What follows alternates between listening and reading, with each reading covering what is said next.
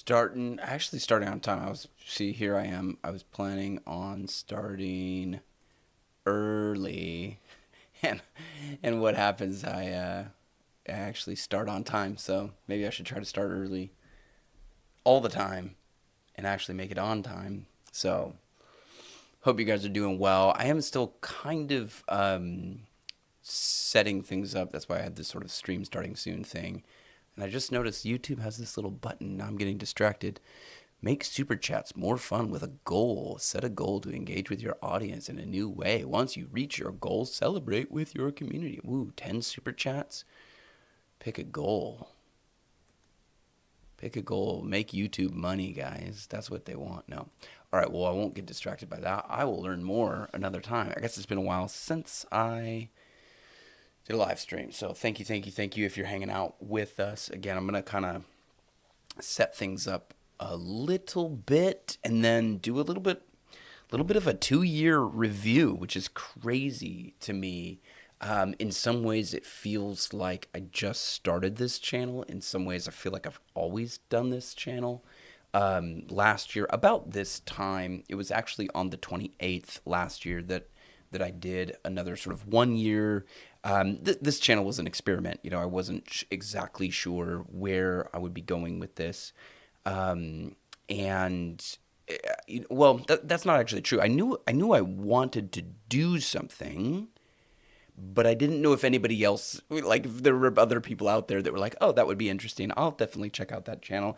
And that's part of the podcast world, right? It's like, there's two parts to it where it's like, on the one hand, you have the host who's saying, I think I have something to say. I think I have something meaningful to contribute to a conversation out there that, sometimes can be filled with noise, but could we fill it with more meaningful dialogue? And then maybe the noise gets drowned out a little bit, but then there's always kind of the other side of it, which is I do want people to listen. I think it's interesting, but what good is a conversation if you are not there? What good is a conversation if you are not there? And so if you're just sort of speaking out into the digital fog, then maybe, my thought at least a year ago was I would potentially move on to a different project or something like that. So what's up, Upcycle? Okay. Am I coming in really hot? Am I seeing this right? Again with the audio questions. I'm always doing it with my audio. I changed some of my audio settings yet again because I got a new mic, which was thanks to Upcycle, by the way. So perfect timing on that. Oh, you know what I'm doing? There it is. Okay, that should bring it down a little bit. It just looks like it's a little bit hot. So let me know if it's too loud, mic's too loud, or whatever. It's always a balance to get the audio, my audio, and then the clip's audio at the same level. So I don't want to, blow anybody's eardrums out if you're listening on a headphones. Man, Upcycle, thank you for being here. I just got your message. Merry Christmas. It is still, it's still technically Christmas, isn't it? Don't we have one more day? Excuse me. Yes, thank you. Send ups the hearts. One more day or what? Anyway, I'm completely lost. I'm so time blind. But thank you, and thank you everybody for being here. Slackerus, Phlebus, mostly not working, was probably here earlier. I don't know if you're catching this live, but yes, we will talk Wes Huff and Joe Rogan here in just a second. In fact, I called the shot.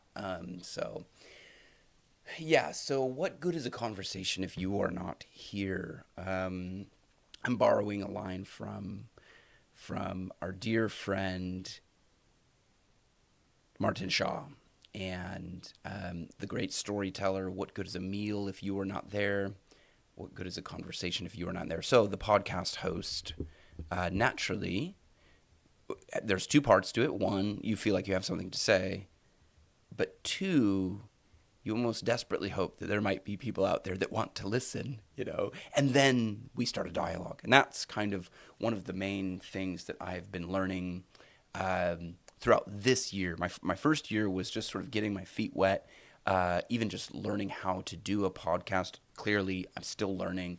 But that's one of the fun things about the podcast is it's a place for me to continue to learn.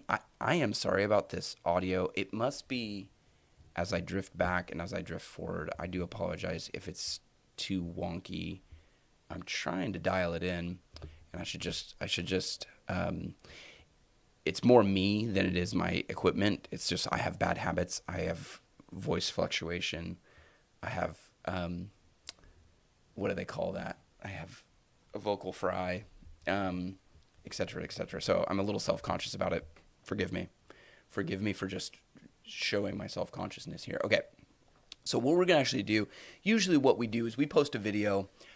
We take some, there's always more to be said. So we take some time. I try to get some immediate feedback from you guys that are out there that are interested in this stuff. So today we're sort of finishing it. We're putting 2024 to bed. We're saying hello to 2025. We're going to look back over kind of the themes that we've tracked in 2024, and then try to project where things will go in the future. And I guess with that, we will talk Wes Huff and Joe Rogan, because again, I think that Joe Rogan's podcast is a barometer for culture at large. I think that any podcast that gets as big or approaches the size of like JRE or some of these other podcasts is clearly helping us diagnose the soul of the city, the soul of humanity, borrowing from Socrates there. If you want to diagnose the soul of what's going on in the individual, but at a bigger scale, you have to look at what happens at the city level. And nowadays, we don't just look at what's happening at the city level, but we do look more globally, and podcasts are one of the ways that we do that. And so, clearly Joe has been curious about Christianity. Sort of famously, one of the things that we, one of our themes at least, has been sort of looking at the spiritual formation of someone like Joe Rogan and letting his curiosity sort of lead us in a way that hopefully isn't voyeuristic and weird, but yeah, the seeing that development has been really, really interesting to me as a Christian person, as a person who cares deeply about faith, and as a person who actually really appreciates the skepticism of Joe Rogan, because one of the things that this podcast helps me do is sort of break out of my own echo chamber, if that makes sense. And I do think, within Christianity, there's denominations and there's good reasons for that. But you can kind of like stick to your tribe and then think that your tribe is got it all figured out. And certainly, I'm not beyond that as well. But Joe's skepticism allows me to kind of think through, okay, another person's voice, another person looking at Christianity from a different perspective, asking good questions. And it's always been a bit of a frustration for me as a Christian to listen to Joe and his guests talk about Christianity with very little expertise in the matter. I've always thought that Michael Heiser, if he was still alive, would just be the perfect Joe Rogan podcast guest. And since Michael Heiser has passed away, I do my best to try to find Heiser clips that fit with Joe Rogan's questions, and we sort of mash up Heiser and Rogan often. And so that frustration as a Christian of listening to Joe talk about the Bible, talk about ancient history, talk about these things with like Graham Hancock, for example. Those are great conversations, but it's always frustrating to be like, oh man, if only, if only someone else was there to kind of give the Christian perspective. That would be great. And yet Joe seems, at least historically, has seemed hesitant to have kind of just a normie Christian evangelical apologist on his podcast. But of course, he had Stephen C. Meyer. We can go all the way back in our podcast and find that Stephen C. Meyer one. Let's see where. I mean, it was. Let's see.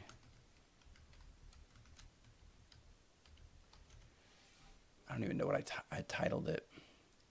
Yeah, it was a year ago. Let's see. How long? That's the hour and 25 minutes. And then I guess I did 2 podcasts on that. And then I've used clips of his before. I thought that this was a good conversation. Which one? Okay, let's look at this. I know that there's going to be some sound here. Forgive me. Yo, and Christian's here. Christian is going to, Christian's going to help me out here because he pointed out something in our conversation about grifting that I want to talk about. So welcome. Yeah, again, help me out here, guys, with the audio. I mean, it still seems like it's really hot. One of the problems is I'm in kind of an echoey room, and I just need to deal with that part of it, and then freak out. So it was awesome to see Joe bring Stephen Meyer on, and the clue there was Joe told Stephen that Joe had been watching Stephen's clips, right? I do think Joe consumes. I would be really interested to see his YouTube algorithm. You know, what kind of YouTube videos is Joe Rogan consuming? But clearly he had been asking questions of the algorithm or something like that, and a Stephen Meyer video showed up. He watched enough Stephen Meyer and then invited him on the podcast. And yet I felt like Stephen Meyer came on the podcast, and this was back when I kept myself in the corner. I don't do that as much anymore, but my videos have gotten shorter as well. This was a behemoth, an hour and 25 minutes. Life has just made it so I have to be a little bit more conservative with my time. But the thing that I felt, and I pointed this out in the podcast, I guess I can leave a link to this one. Joe was asking Stephen Meyer just very personal questions, like, what do you think? What do you think about this? And Meyer, to his credit, I thought it was a great interview, and I thought Stephen Meyer did a great job. But there are moments where I really felt like Stephen could just open up and just be real honest. Just be real honest about doubts, about whatever. But he didn't feel, I got the sense that Stephen Meyer didn't feel like he could do that because, of course, he represents an apologetics organization. He works for an organization. He represents a church. He represents a community of believers. And he doesn't want to sort of misrepresent them and maybe doesn't feel like he has permission. And that's one thing that I think we need to do better as a church, to just give people permission to kind of like drift off into heresy for a second, knowing full well that we can trust in the community of believers that we call the church to say, he's okay. Stephen Meyer's okay. It's okay that he doubts something. Will he sell fewer books? Yeah, maybe. Maybe he'll sell fewer books, but it's okay to doubt. It's okay to doubt. Yeah. And so that was my one piece of sort of criticism about Stephen Meyer. I thought it was a great interview. It showed us a year ago. It showed us that Joe, I actually think it was close to 2 years ago. This was one of the first videos on my channel that did kind of take off a little bit.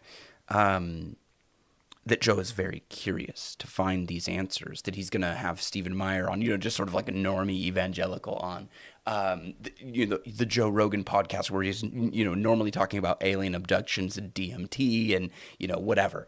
We'll get to that. We'll get there when we get there. But to just have Stephen on, talking sort of Christianity, shows that Joe's very curious. Now, this video actually leads to another video from 2024 because it seems like there is part of Christianity is that you declare the gospel, but the other part of Christianity is that you demonstrate the gospel with your life. And podcasting is going to be a very interesting future for the church, for Christian people, because I do think people are craving honest conversation. And one of the struggles that the church has had in modernity, let's say, is that it seems like people have to put on a face to come to church, right? Am I being too harsh? I guess I said I was going to link that video and then I never did. So keep me accountable here, folks. Is that modern churchianity is asking you to put on a face to come to church. You have to pretend like you have it all figured out, so that you can belong, so you can find a place to belong. That's not what a church is. A church is a community of people who are fully aware of their need for Jesus. You have to be broken to be, to like truly enter in, to truly enter in. Thank you, Christian. I wish I could be a part of this podcast conversation. Yeah, man, I don't know what to do about that. Thank you for the super chat. Is that what that is? Thank you for that. Oh, I can heart it. Look at that.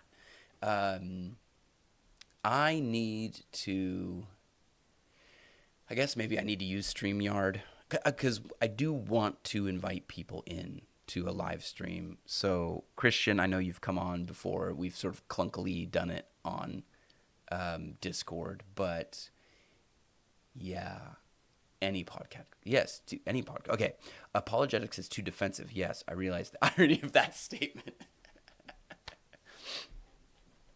Well, see, that's the thing, right? And I already clicked away from Stephen Meyer. That is one of the problems. That is one of the unappealing things about apologetics, the way it has been done in sort of post-Enlightenment modern Christianity, is that it is defensive. You feel like you have to be the one defending the gospel. It's like the gospel stands on its own authority. It doesn't need me to defend it. What 1 Peter, 2 Peter 3:15, what he's saying in 2 Peter or 1 Peter, I can't remember, is be ready yourself to have an answer. It's not that you need to prove Christianity. That's not what the Bible is asking us to do. He's saying, have you thought through your own faith? Have you thought through how you would answer someone if they asked you about the hope that you have? You need to think through this. You need to think through this. And that's really the encouragement of apologetics. Always be ready to have an answer for one who would ask you, and yet with gentleness and respect. And the context there is extinguishing the arrows, right? The context is that you are under persecution, and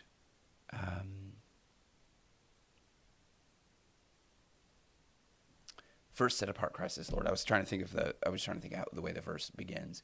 Set apart Christ as Lord in your hearts. Always be ready to give it. Those would be my notes. Let's see if I get it right.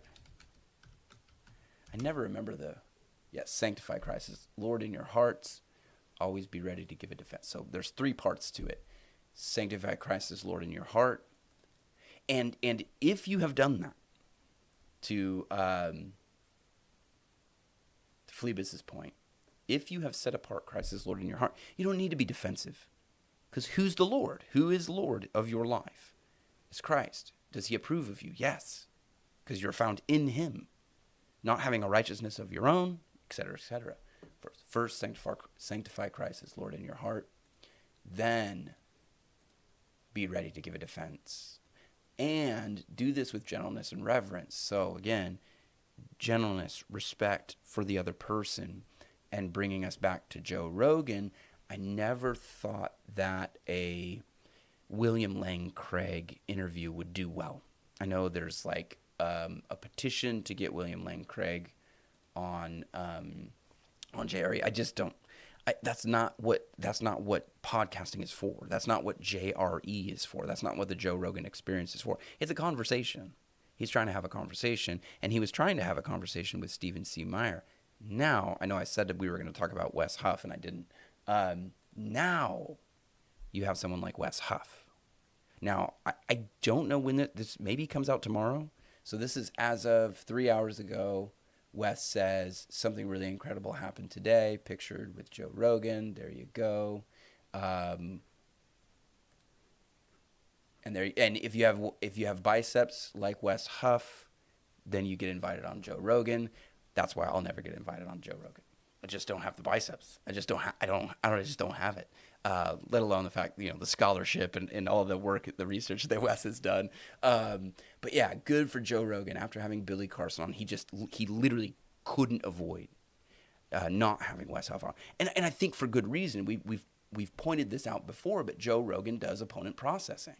He has somebody on like Stephen C. Meyer or somebody like Billy Carson. So let's start going. So we're going backwards. These are the latest podcasts, and I'm kind of jumping around a little bit, but you have somebody like Billy Carson on, and we covered the Billy Carson stuff. Shoot, I think it went too far. Oh.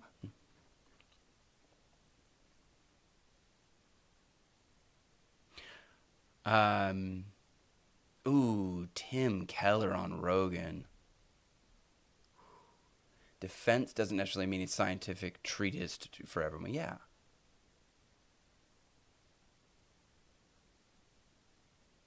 Yeah. Yeah. I just think podcasting is a different tool. Where there he is. There he is, Mr. Billy Carson. I released a 10-minute version of this, and then I released a 20-minute version. I was kind of experimenting. Sorry, guys. I kind of double posted.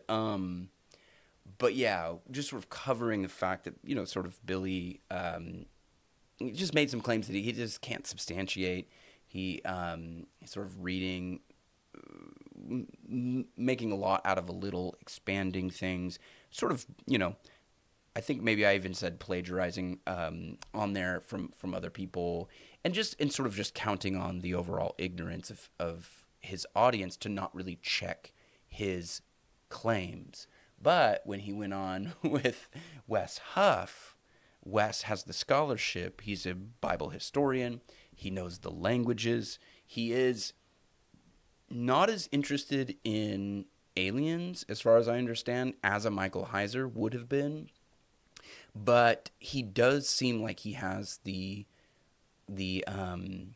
same kind of background as Heiser as far as in the languages. He understands Old and New Testament. He looks at the documents, and that is something that Joe has always been curious about. You can go back to the Diana Walsh Pasulka episode. That's where things really started to move in an interesting direction.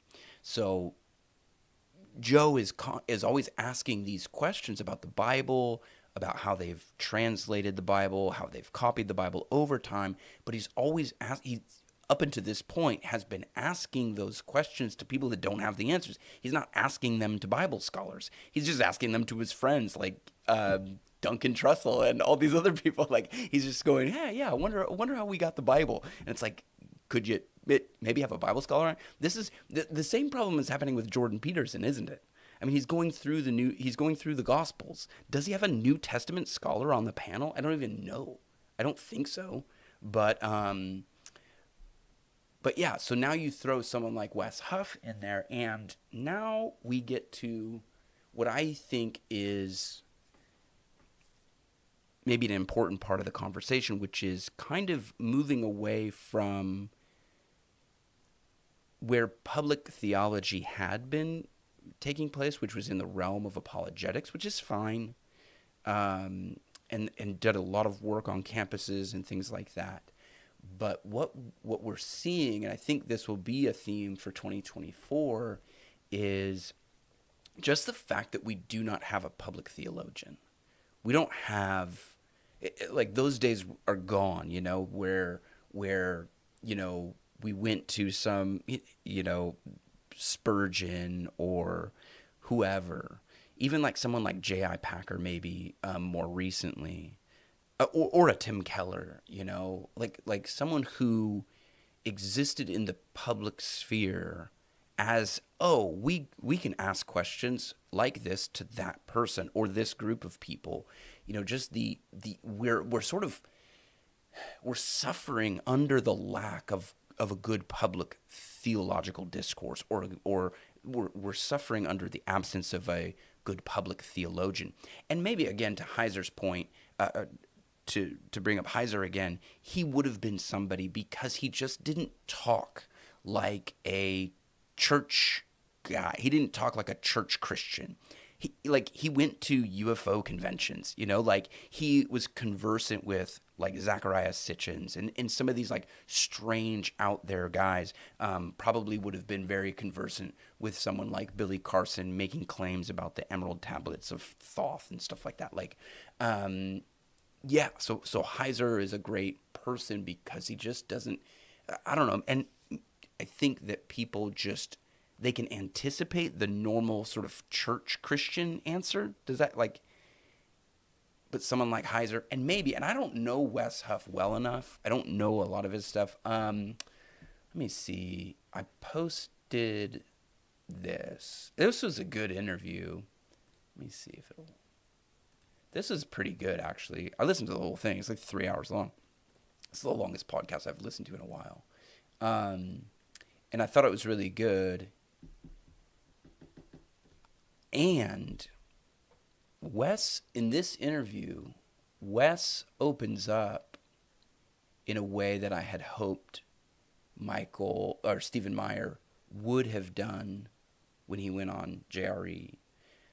Because Wes talks about an illness that he had where he was paralyzed and he couldn't walk for a period of time and then was like miraculously healed. And I think if you can open up about stuff like that on a podcast like this one, I don't know what this Julian Dory, I don't know his podcast, but something like that. That's what Rogan was asking Stephen Meyer.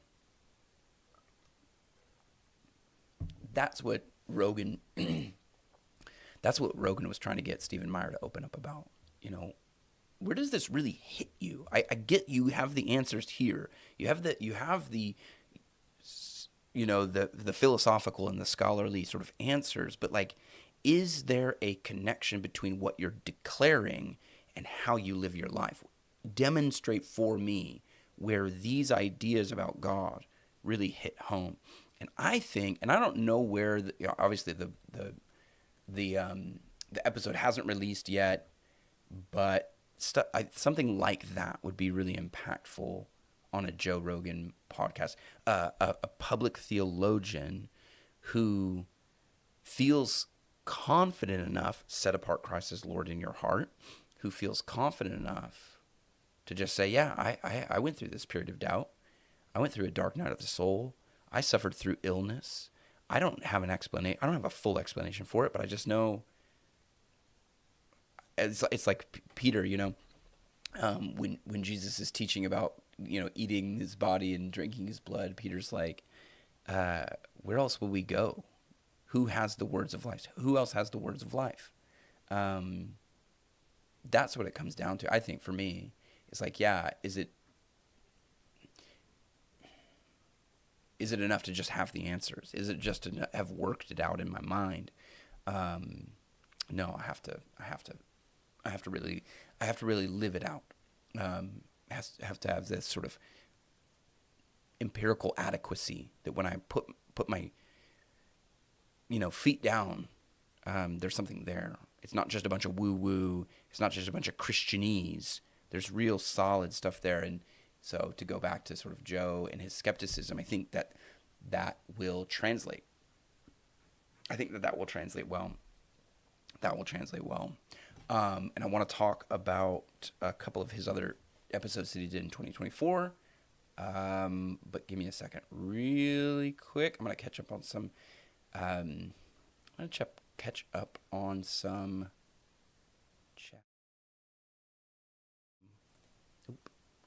Nope. Oh, gosh. Give me a second. Okay, I'm going to go back to the starting soon.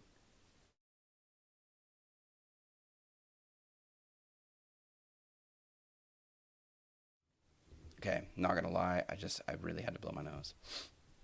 I'm not sure it really worked though. So I'm gonna have this uncomfortable feeling in my sinuses as I talk with you all. I do apologize. I am getting over a cold.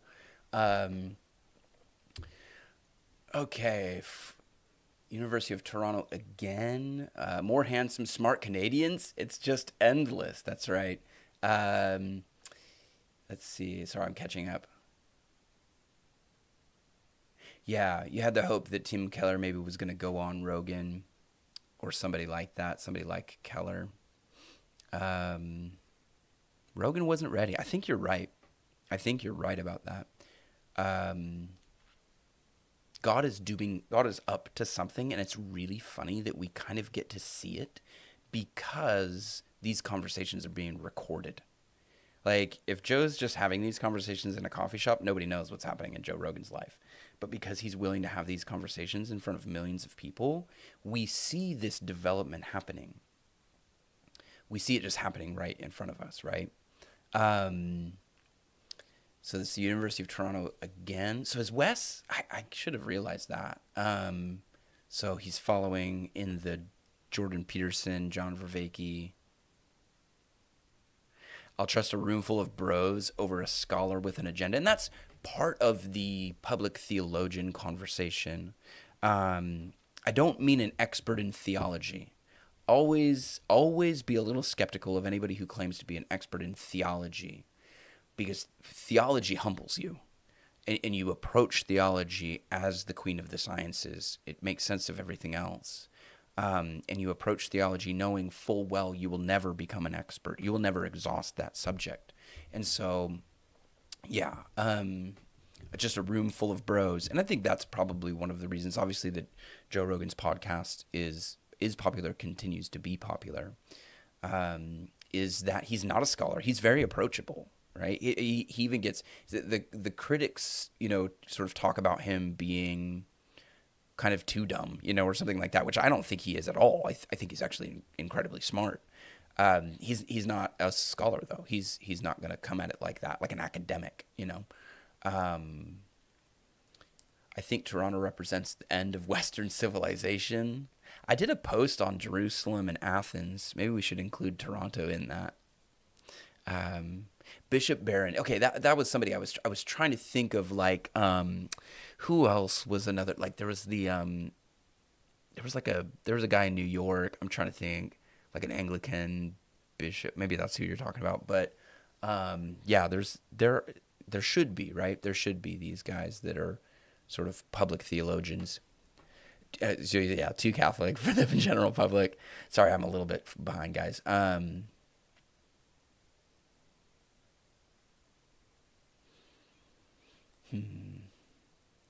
Okay. Yeah, it would be hard. When you're beholden to. I mean, really, like you come out and you say, I represent this community of believers. So what I say, they all agree with, and then you say something stupid, and you're like, that would be hard. But that, and for me, that is sort of a side quest for me, because I've had to get used to the idea that I need to be. I've had to get used to the idea that I will talk more and more about the denomination that I belong to. And in the past, I have not wanted to do that for that exact reason. I don't know that I represent that denomination very well. I'm not trying to do that. Here on this podcast, I'm trying to explore theology really from a great deal of freedom, where I would probably say something that maybe is not quite in line with some sort of doctrinal statement from a particular denomination. Now, with that being said, I am pursuing ordination. I am probably going to have to go back to school, and so that's just going to flow into the podcast, because I think I'll have to just incorporate that. So we'll see, but you guys can stay tuned for that. But it's just going to be interesting. I mean, and then I do think churches, denominations, I think they have to realize this is where a lot of conversation is happening. And if we want good, meaningful conversation around the Bible and theology, Christianity, we have to be able to do it online. And that means it's going to be recorded. And that means if you say something stupid, somebody's got a record of it. And that's just, we have to, that's the game. That's the game we're playing today. You have to be okay with that. And what needs to happen, and this is something that I do think the church needs to learn as well. And I know I've said this is what I've learned on the podcast, doing podcasts, but I do think it's applicable for the church at large, is that we need to better represent the gospel of the restorative nature of the gospel. When someone fails, do we as a church restore them? That is we're just hanging out with Wes Huff and Joe Rogan there. Sorry, I'm just talking. We did. Oh, did we talk about that in the live stream? Where you have these, Russell Brand, the unlikely preacher of the next great awakening. I contrasted Russell Brand with these pastors that are having, who are failing, right? Where is it? Maybe it's not in this one. Yeah, okay, there's Steve Lawson, okay. And so now you have, N.T. Wright would be a good one as well. And so now you have someone like Russell Brand, who is very much an unlikely sort of preacher, and yet definitely seems like a preacher, who's coming from out of nowhere. And you have someone like Steve Lawson, who seemed to be a very polished preacher, clearly missing it. Now, what would happen if Steve Lawson came back in a attitude of repentance? Would we restore him? Now, of course, the degree to which I don't know all the story here with Steve Lawson, but like, it would obviously be different if you cheated on your wife with your secretary than if you just misspoke and said something that was not according to sort of a doctrinal statement of your particular denomination. So the degrees would be obviously take that into consideration. But, we are going to say stupid things. Russell Brand has already said stupid things. And yet what do we do with that? Do we say, oh, he's not a Christian? It's like, I think he's probably a Christian. He's just going to say stupid things, as we all do. And so I think that what will be on this display, hopefully in the future from the church, is the restorative nature of the gospel. When someone fails and they have an attitude of repentance, we restore them. They're part of our family. Maybe we don't like what they did, but you're not going to like, if you looked deep into my heart, you're not going to like everything you find in there. I don't like everything that I find in there. And yet we don't get along in the church because the church is made up of a bunch of good people. We get along and we have communion in the church because we're all broken people at the feet of Jesus. It's Jesus who unites us. He's the only one who has the power to unite all of us because we're all so different. That's maybe one of the reasons why TLC can be successful to some degree. It is sort of Christian heavy to some, it is, right? So that's what we've been learning. We've been learning, podcasting again has been helping us see what's happening in culture more broadly, and then sort of reflecting on how, I think, particularly I'm reflecting how I as a Christian sort of engage in public discourse around theology, but also in the back of my mind is how does the church, because I'm just one person amongst the church, how does the church more broadly sort of represent the gospel?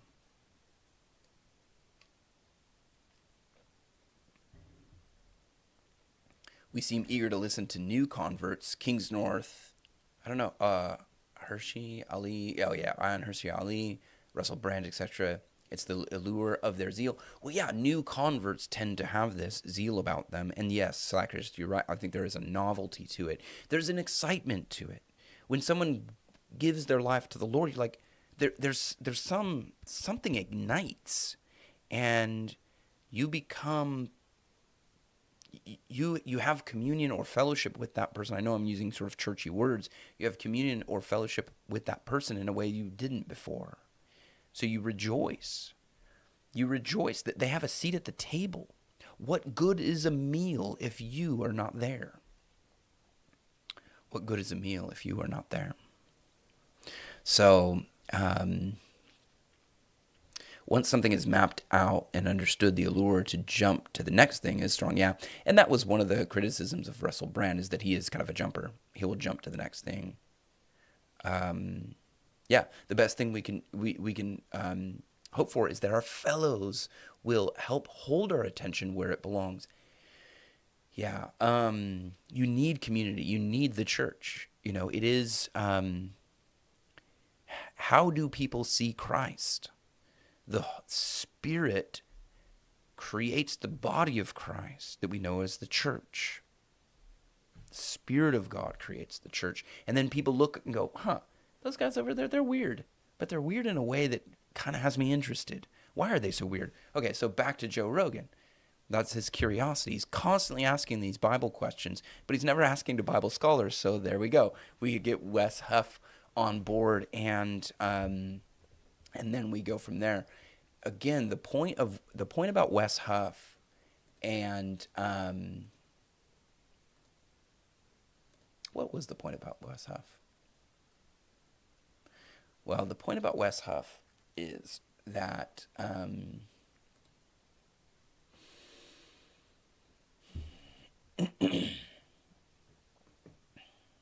oh yes, I got it. I found it. I got distracted because I don't have my channel open. Nope, not this guy. I have so many tabs. Oh, hang in there. Friends. Hang in there. It's because of this. Okay, so if we go back, the thing about Wes Huff is this. Alan Graham. What did I think I called him Alan. I don't know what I called him. Alan Graham? I feel like I got his name wrong somewhere. I said his name somewhere. I think this is where I just started letting clips play. Yes. So I don't have to see myself. This guy, Alan Graham. Why does that not seem like the right name?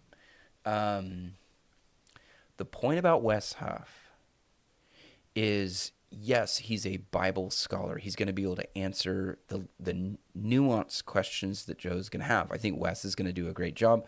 I think he's going to give Joe satisfactory answers. Just what little I've heard from Wes, he has a great way of explaining things where he doesn't appear to be super defensive, like he has an ideology that he can't let go of. He's very interested in finding the truth. He happens to have found the truth in the person of Christ and the Word of God, and he is open and willing to talk about some of the textual issues, translation issues, and things like that. He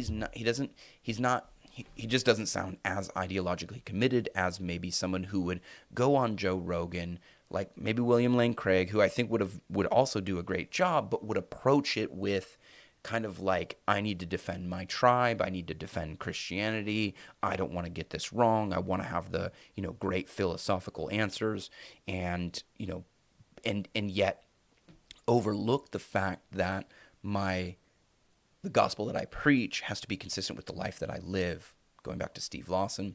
Alan Graham.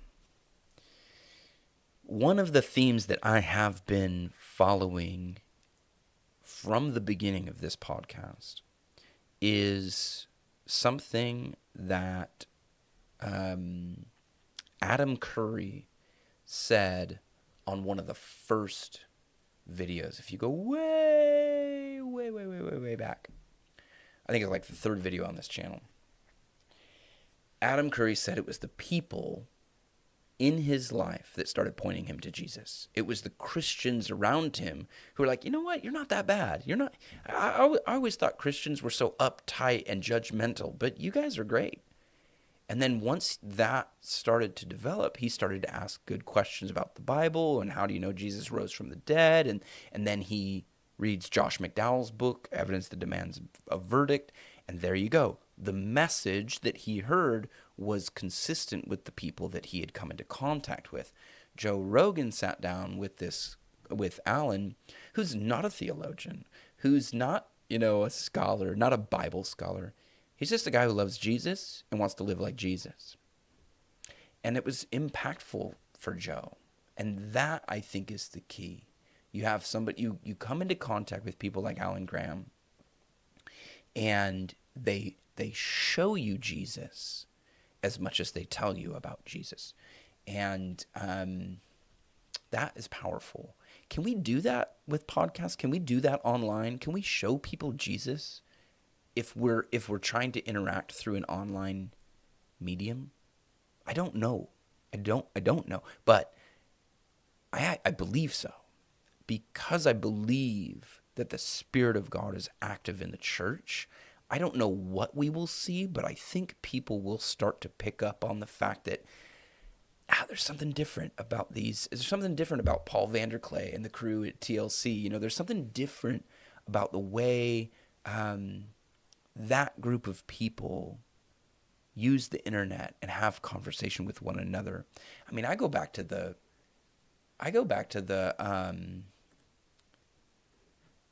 that live stream from Grail Country that was 27 hours long or something like that. How amazing was that? Nobody showed up to mess with anybody. They just showed up to have conversation. So I think that the more authentic Christians show up. The year was interesting. Now this was the video. I know I was just there. Forgive me for being sort of like ADD. This was a video that kind of blew up. It has 71,000 views all throughout the summer. So I'll take you on a little bit of a journey here. I think I can share this without oversharing. But I want to just go through the year. Hey, look, that's you guys right there. That's us, guys. Look, we're live. Wave. Sorry if that's cringe. Some people just go viral. So actually, if you go back to the beginning, Be a Fisher, Paul Vanderklay. That's a short. Let's see. What if I refresh this? I wonder if it goes back to custom January. Okay. So, epic proof. I want them to correspond, so give me a second. I want to go. So, one of the things I don't like about YouTube is if you go to this, it doesn't tell me. It just tells me 7 months ago, 8 months ago, a year ago. But the stuff that's a year ago, it doesn't tell me if it was 12, 13, 14, 15, 16 months ago. It's all from a year ago. So, I get lost. So, forgive me. Give me a second. It was right here. Epic proof for God's existence. Speaking of William Lane Craig, I think I probably pointed it out in that video as well, that I do appreciate William Lane Craig, but I do think that style of apologetics has had its moment and will need to be more flexible. So, excuse me, I just zoomed in so we could see it better, and then I lost my spot. Oh, sorry, guys. Maybe I'm getting tired. It's right in front of me. I know. I do this all the time. There it is. Whew. We found it. Hang in there. Let me know if you're awake. Let me know if you're still with me.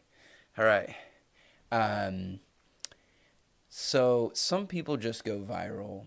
I think Wes kind of went viral because he took Billy Carson to task, and it was very obvious. And Billy Carson had been kind of, I think, propping himself up a little bit. I don't know how he got on Joe Rogan.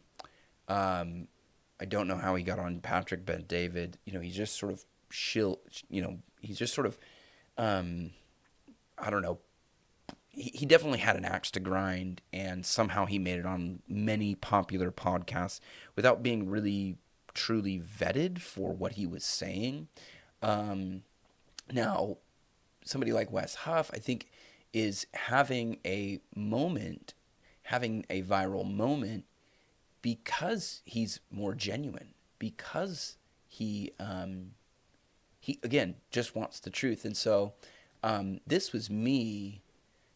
Okay, so at the beginning of the year, I noticed something. This kid, Jaden Forest, has this channel, 382,000 subscribers, 131 videos. And I pointed this out before, but it was one video in particular that he had that I'm like, why is this video just going so viral? And I realized it's kind of because he's got Daily Dose of Wisdom people looking at his channel, right? And I think that maybe is the reason I initially clicked on it. I thought, man, I guess that works.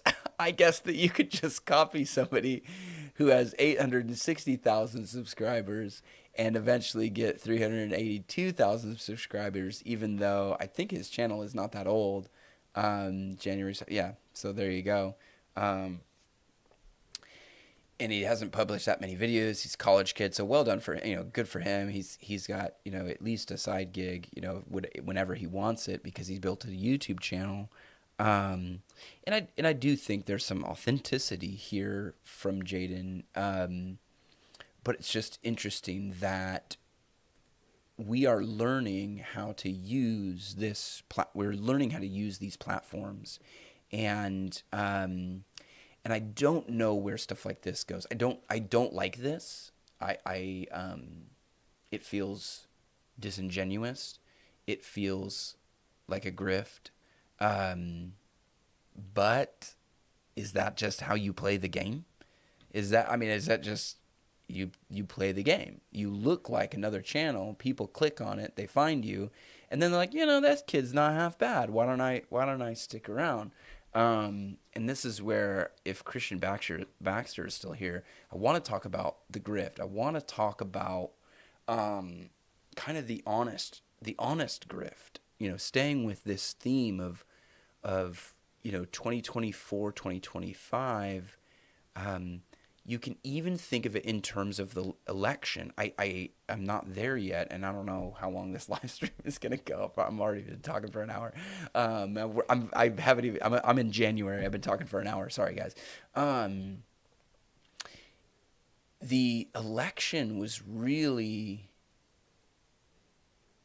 kind of won by podcasts.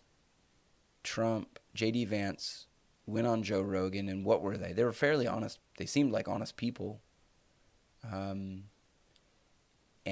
Kamala didn't go, right? So you see it even in the political atmosphere where people want authenticity, and they can pick up on some level of authenticity through the medium of podcasting. If Kamala Harris doesn't show up on Joe Rogan, what does that mean? What is she communicating to me? J.D. Vance is willing to go. Donald Trump is willing to go. What does that say? And are they... Of course they have a political agenda that they have laid out. But at least with J.D. Vance, Donald Trump, and even John Fetterman went on. They just went on to have a conversation. It seemed very conversational. And so this feels like deception, abuse, grift. You are sort of copycatting. And the future, I think, I don't know. I don't think I have this clip. Sell courage before. Anyway, if you watch this, don't be a YouTube over 40. Of course, YouTube shares this with me because I'm over 40. Steve Thompson, he's talking about that very thing. Just be conversational. Have something to share, but just sort of be conversational. Now, his theory in this video is that that's the type of thing that YouTube is going to start promoting. And is that because of communities like TLC? Is that because a channel like Grail Country pulled off a 27-hour live stream? Is that because of the way, and I can sort of try to represent Christian people, but just is that sort of in some small way because of how the Christian community has started using these platforms to perpetuate meaningful conversation? We're not trying to troll each other too much. We're not trying to sort of get ahead at somebody else's expense too much. There seems to be some kind of authenticity emerging as we use these platforms. Let's see. Let's see if I can call Mr. Christian Baxter. Where is he? Can you Christian, I'm assuming we are friends on Discord.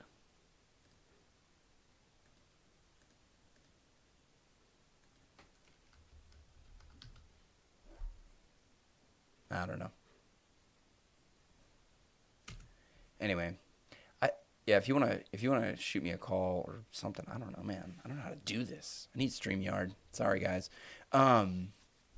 There's something about the digital community that where we can still make it meaningful without it being superficial, right? And I'm not saying these guys are superficial. I'm saying they have a certain way. Jaden sort of sees that. He moves, sort of into that sort of same niche or whatever. But there's a way we can move past the superficial connections and make meaningful connections. Now, this was me, and I'll let this play because I think I need to give my voice a little bit of a break, and then I'll come back. But this was me, and this would be my fear with the Wes Huff interview. Of course, I'd like to carry on the conversation. I'd like to engage in their conversation. If I have something to say, if there's a reason for me to engage in that conversation. But if there's not, then I'll leave it be. And that's what happened with Diana Walsh-Pasolko. I thought Diana Walsh-Pasolko's interview with Joe Rogan was great. And yet in the midst of it, I felt like I was possibly forcing the issue where I didn't need to be, sort of inserting myself in a conversation that I wasn't invited to. And that's going to be a difficult balance for me moving forward. So let me let this play, and then I'll see if I can connect with Christian. But this is, I entitled this Confessions of an Honest Grifter because, am I doing anything truly different here that, sort of Jaden is taking Daily Dose of Wisdom. I mean, he's not. He's doing the same types of videos, but, is it kind of the same thing?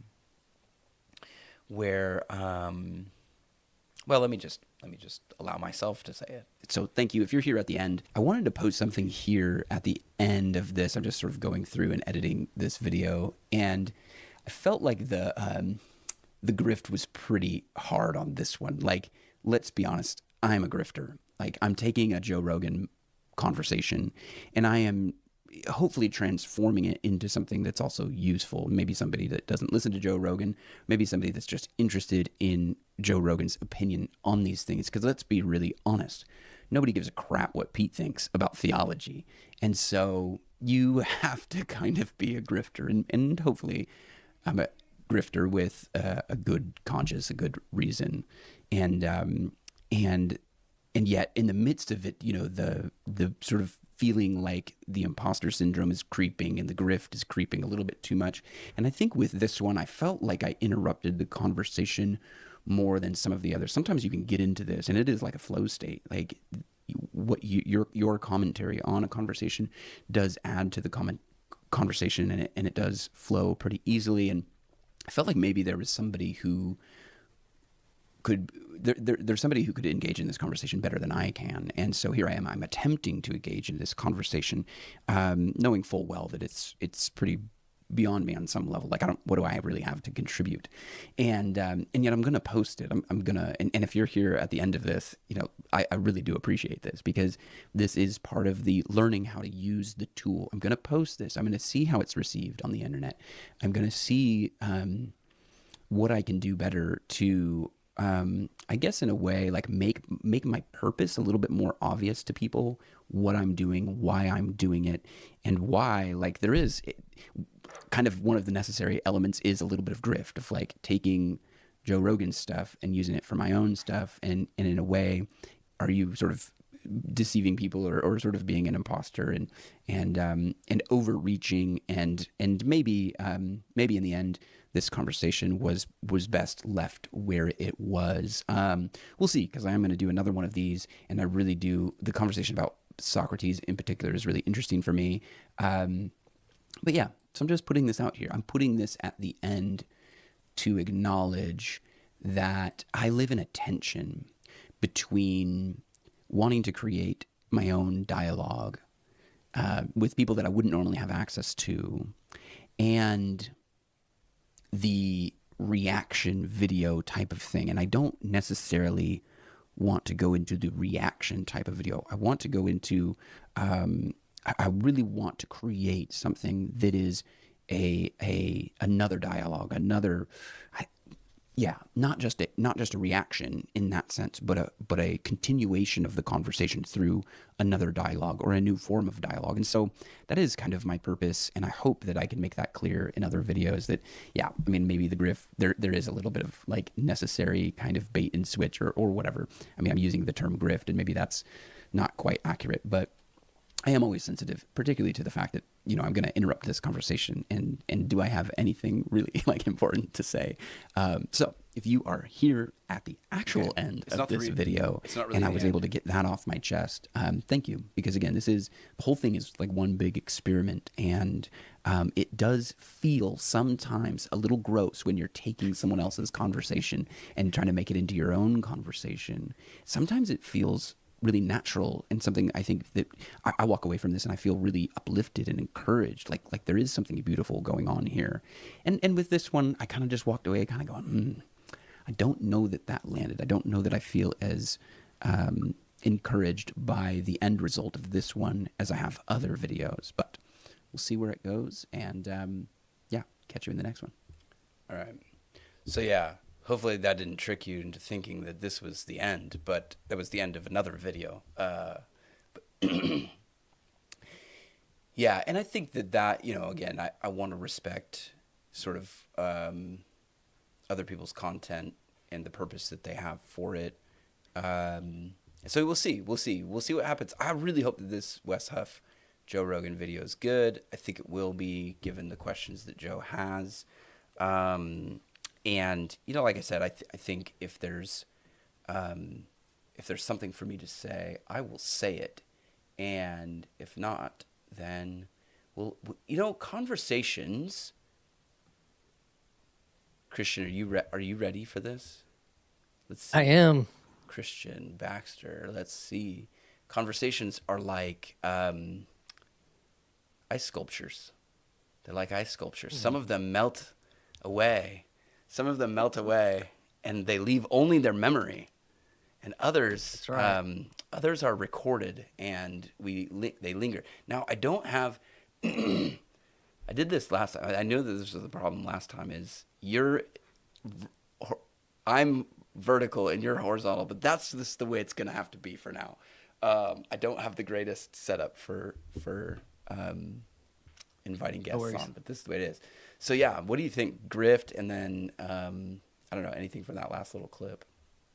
Well, first off, congratulations on another 2 years in review. I've been trying to kick around how to do my first year in review. So congrats. Well, thank you. Yeah, man. I mean, and again, it's one of those weird things where it's like it just becomes a part of life. It's almost like a journal that I keep, you know. It's like, but there, Right. it also can be frustrating though because I'll be like listening to something on the car ride home, and I'm like, oh yeah, that'd be great. I know exactly what I want to say. I get home, I gather my stuff from the truck, you know, I take the keys out, you know, and then the kids, and then dinner, and you know, and it's like, oh, what was I thinking? Where was I going with that? You know, and when you don't do it, you know, you don't do it full time, you can kind of lose that spark of inspiration that you had maybe listening. But yeah, for the most part, it's just kind of like what I do now. I've been enjoying live streaming on Tuesdays. This is a Monday, but tomorrow is New Year's Eve. So Right.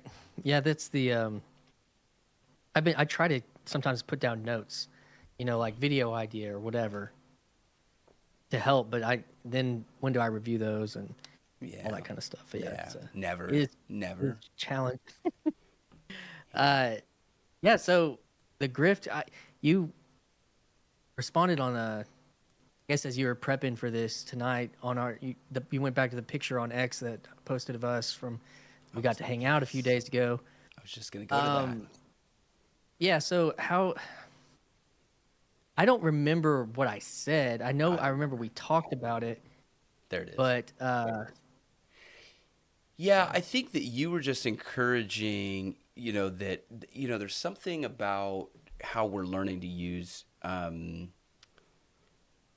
platform. In particular, here, I'll make you about the same size as me. In particular, in TLC, this little corner, Paul Vanderklay and people who really want to capture something very raw and very real and authentic to themselves, and they don't necessarily want to be playing the algorithm games and like having fancy thumbnails and doing the clickbait thing, which is a good instinct.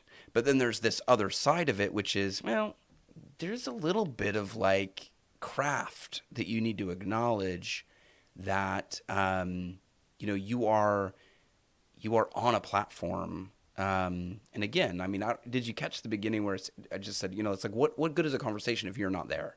I want to have a conversation, and so I there is a part of me that wants other people to hear me, and so there's a little bit of narcissism involved in that. yes. So, and the master's in the house. Grim, I see, Yo. has entered the hive mind. He's the master of the grift. He's had his community send him to multiple conferences and trips, and help take care of his dog and different things. And he says it's when you don't deliver, like a documentary doesn't. I guess I don't know exactly what he means by documentary not delivering. Grifting is when you take money for something and don't deliver, i.e., like a documentary. So it's the grift is just if you're using it and then you don't, like, hey, give to my thing, but I'm not gonna maybe give something personal, which then brings in like the whole Luke Thompson personalism and that related to Paul Vanderklay and the care that he gives to the community that they give back to him, and there's like a symbiosis of trust where the Right. the grift is believed, but then there's like I'm gonna acknowledging it up front. There's a certain honesty of you told that story before about going having to like confront that within yourself, like if you're not being honest with the ask, you're wanting the ask, but you're not being honest with the ask. Yeah. Well, I like that. You deliver because sort of grifting would be the idea that you're sort of a snake oil salesman, right? I've promised you this thing, but then didn't really give you anything. But if you're saying, one of the things that I try to do is I really try to pay attention to what I say in the first 20 seconds of a video. Because I'm usually introducing an idea. Like I've watched a Joe Rogan clip or something, and I'm introducing an idea, and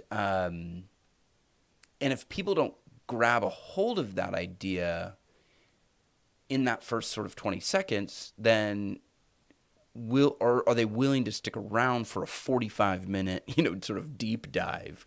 Probably not, right? So that would be part of the craft. It's like I can be a little bit more, spotty or unedited or unpolished at minute 30 than I can at 20 seconds in. Because if I say in the first 20 seconds, how many people click off of that, And you just given me some YouTube gold. No, I think so. Grim, I think he's talking to me specifically about. I was talking to him about grifting or raising funds through the community, and I was going to try to make a documentary type thing out of it, and then I never did it. But I didn't. So there's something I think he's pointing at there related to maybe our. Well, I have a theory about Grim Grizz. I'm not here to understand Grim. I'm here so that Grim can understand himself. Okay, he puts all this out there. We're the community around Grim Grizz, and then he gets the feedback that he needs to understand where he is in reality. It's not about understanding, Not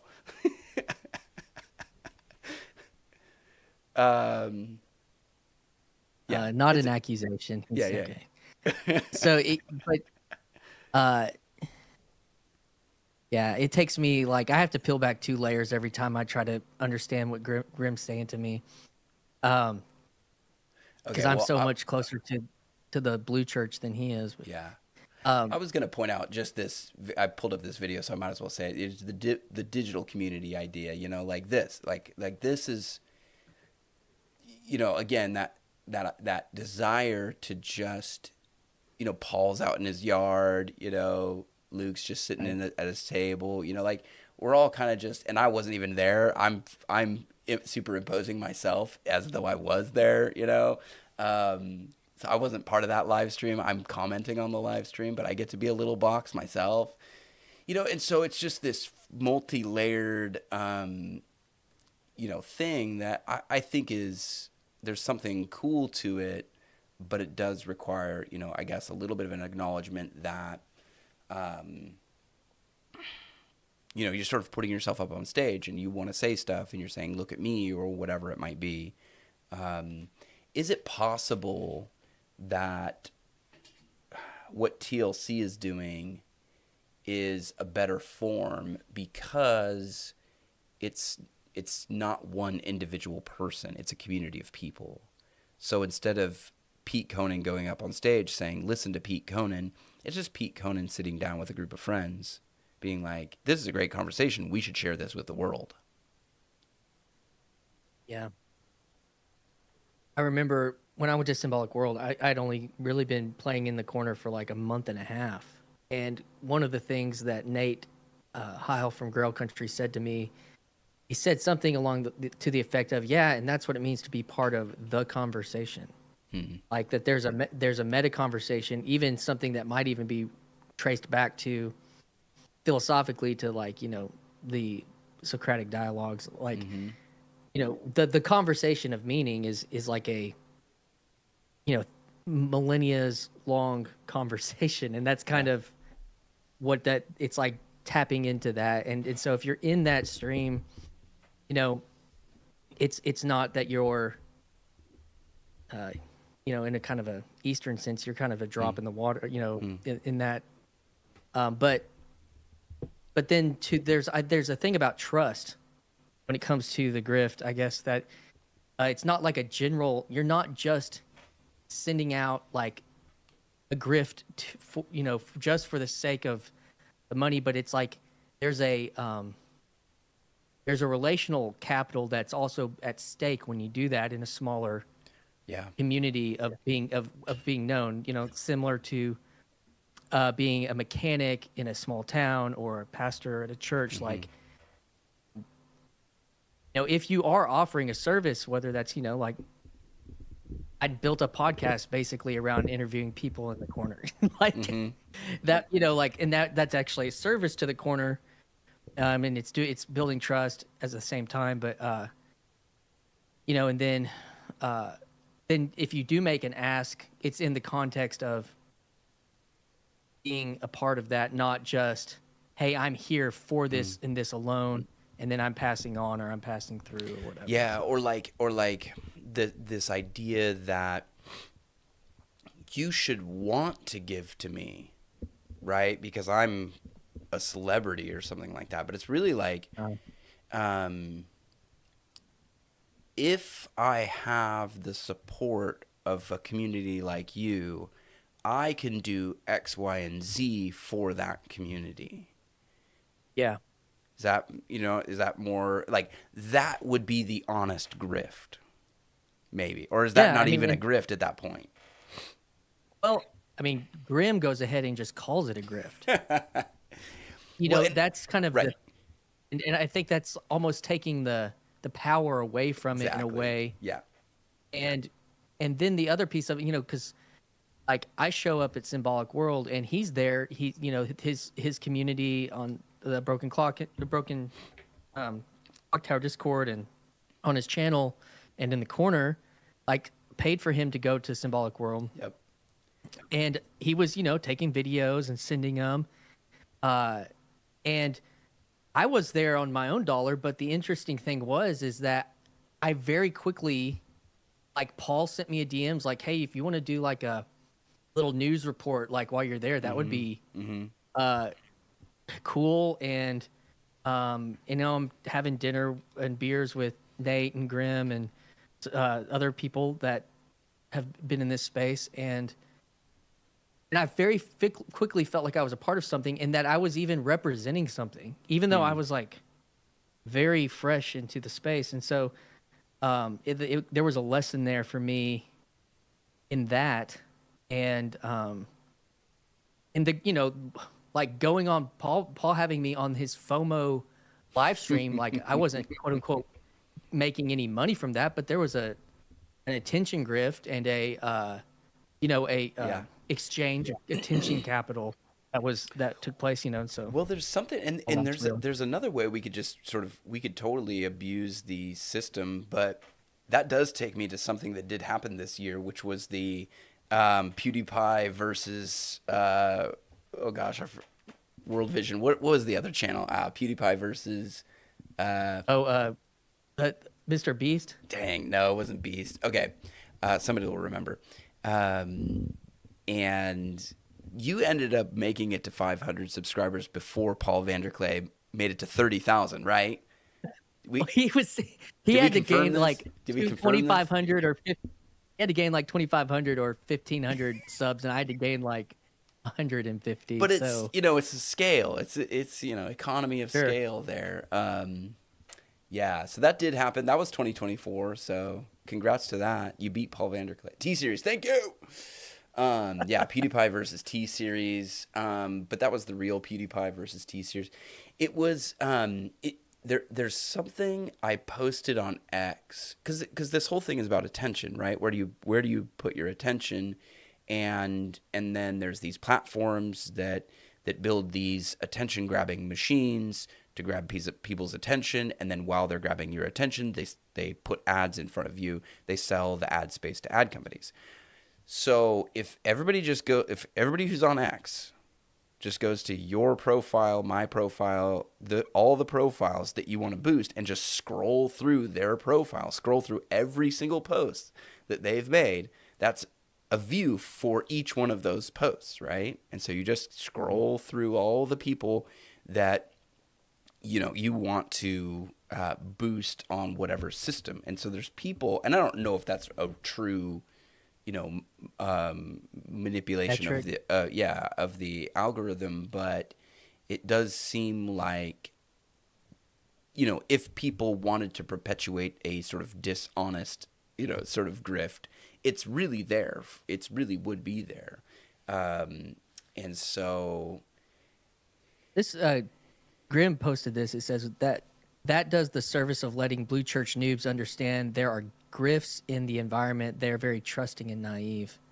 So I guess it's like just being upfront about it. He's saying like helps people that are coming in just. Sorry, that was loud. see that, I guess, that's real, or it's here, or that it's happening, that you don't even know that that you're being grifted. Right.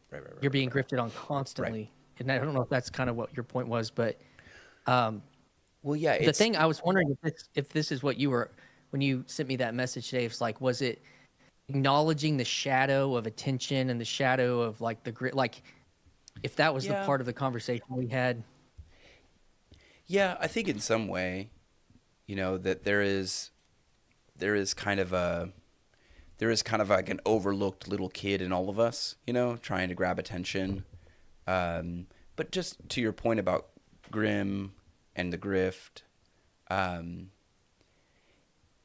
does it take away some of the sting or the power when you say that we're LARPing? We're actually live action role playing game, like, because we're on this platform, and this is the way the platform is. Just like I was saying about just scrolling through people's accounts, it's like, this is how you play the game. This is what you do. So if you want to boost Paul Vanderklay, just go to his, the platform formerly known as Twitter, and you just click on Paul Vanderklay, and you just sit there and you just read. And I would suggest reading Paul, because I'm sure his posts are great, but you just read through it, like them, read through them, repost them, like them, repost them, and then all of a sudden it's like, oh, somebody likes this account, let's share it with more people. But yeah, that would be sort of more. I would also say something like, there's I in my old evangelical days, I'm still, loosely consider myself evangelical, and it's like there was a this temptation to be like, oh no, like like to voice that you have the right motivations for everything that you're doing.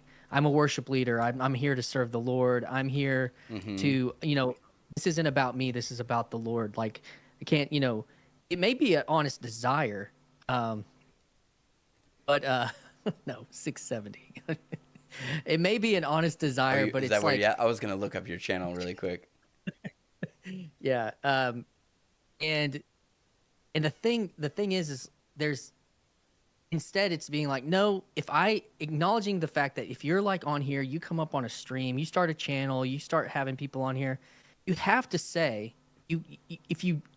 I find it very hard to believe, I guess, if anyone has 100%, this isn't about me. I don't care about the numbers. I don't look at them.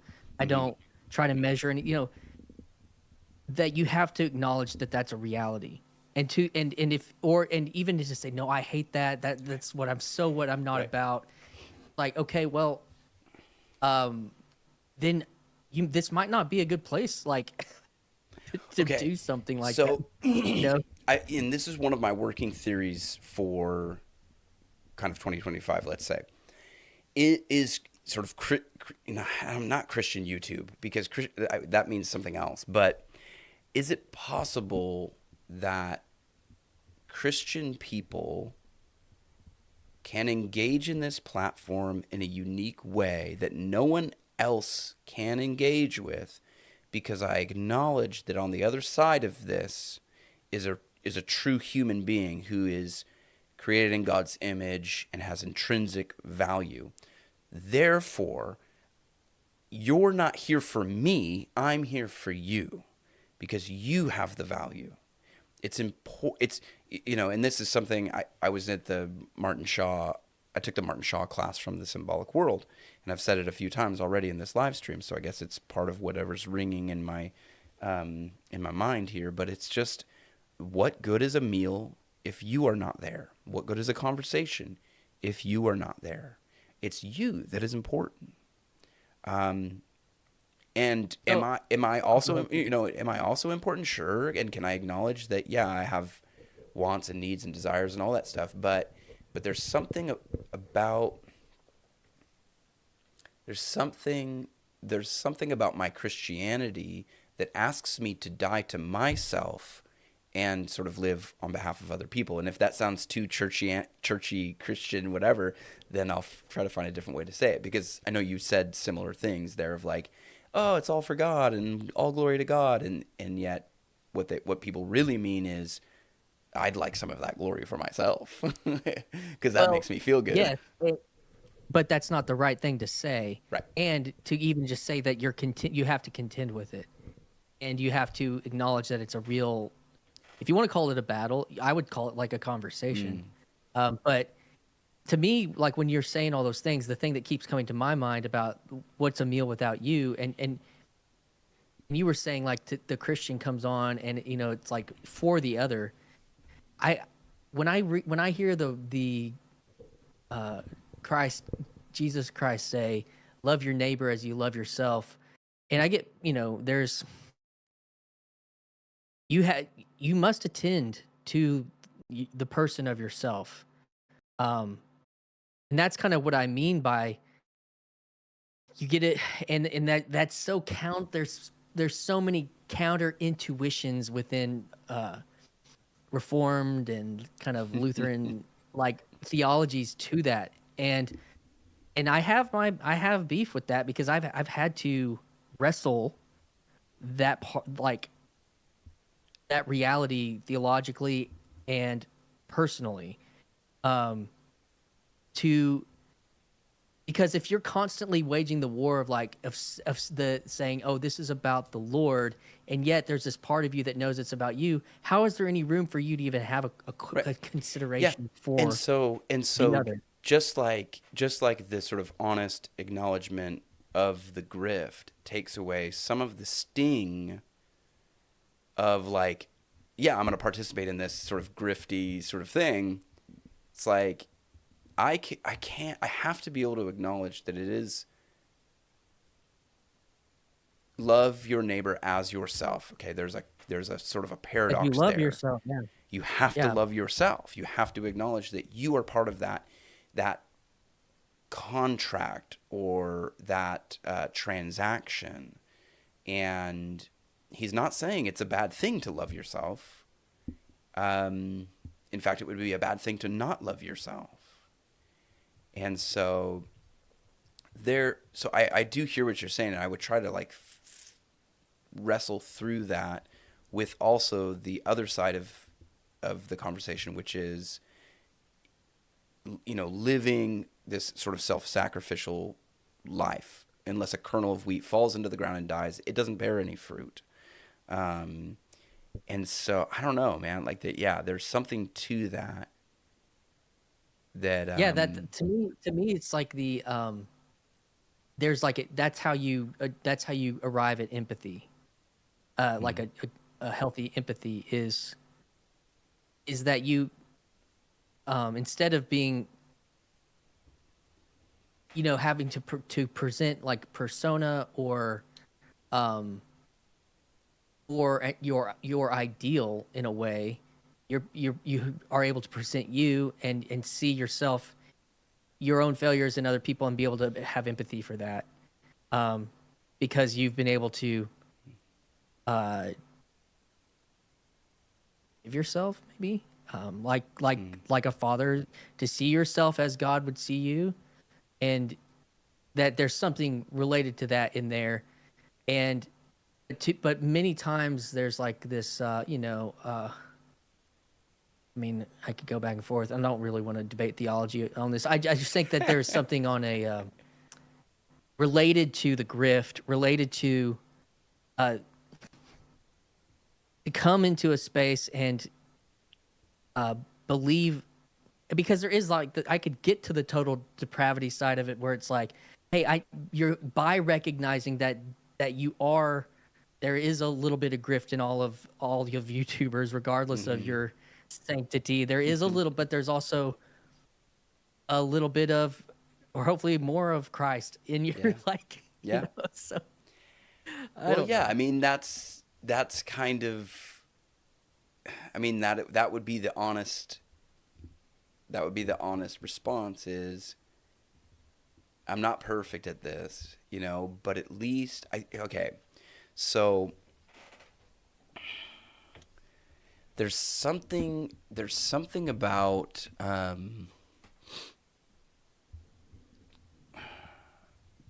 there's a passage that says, no temptation is overtaking you except for that which is common to man, and he's faithful. He will provide you a way out so that you might stand up under it.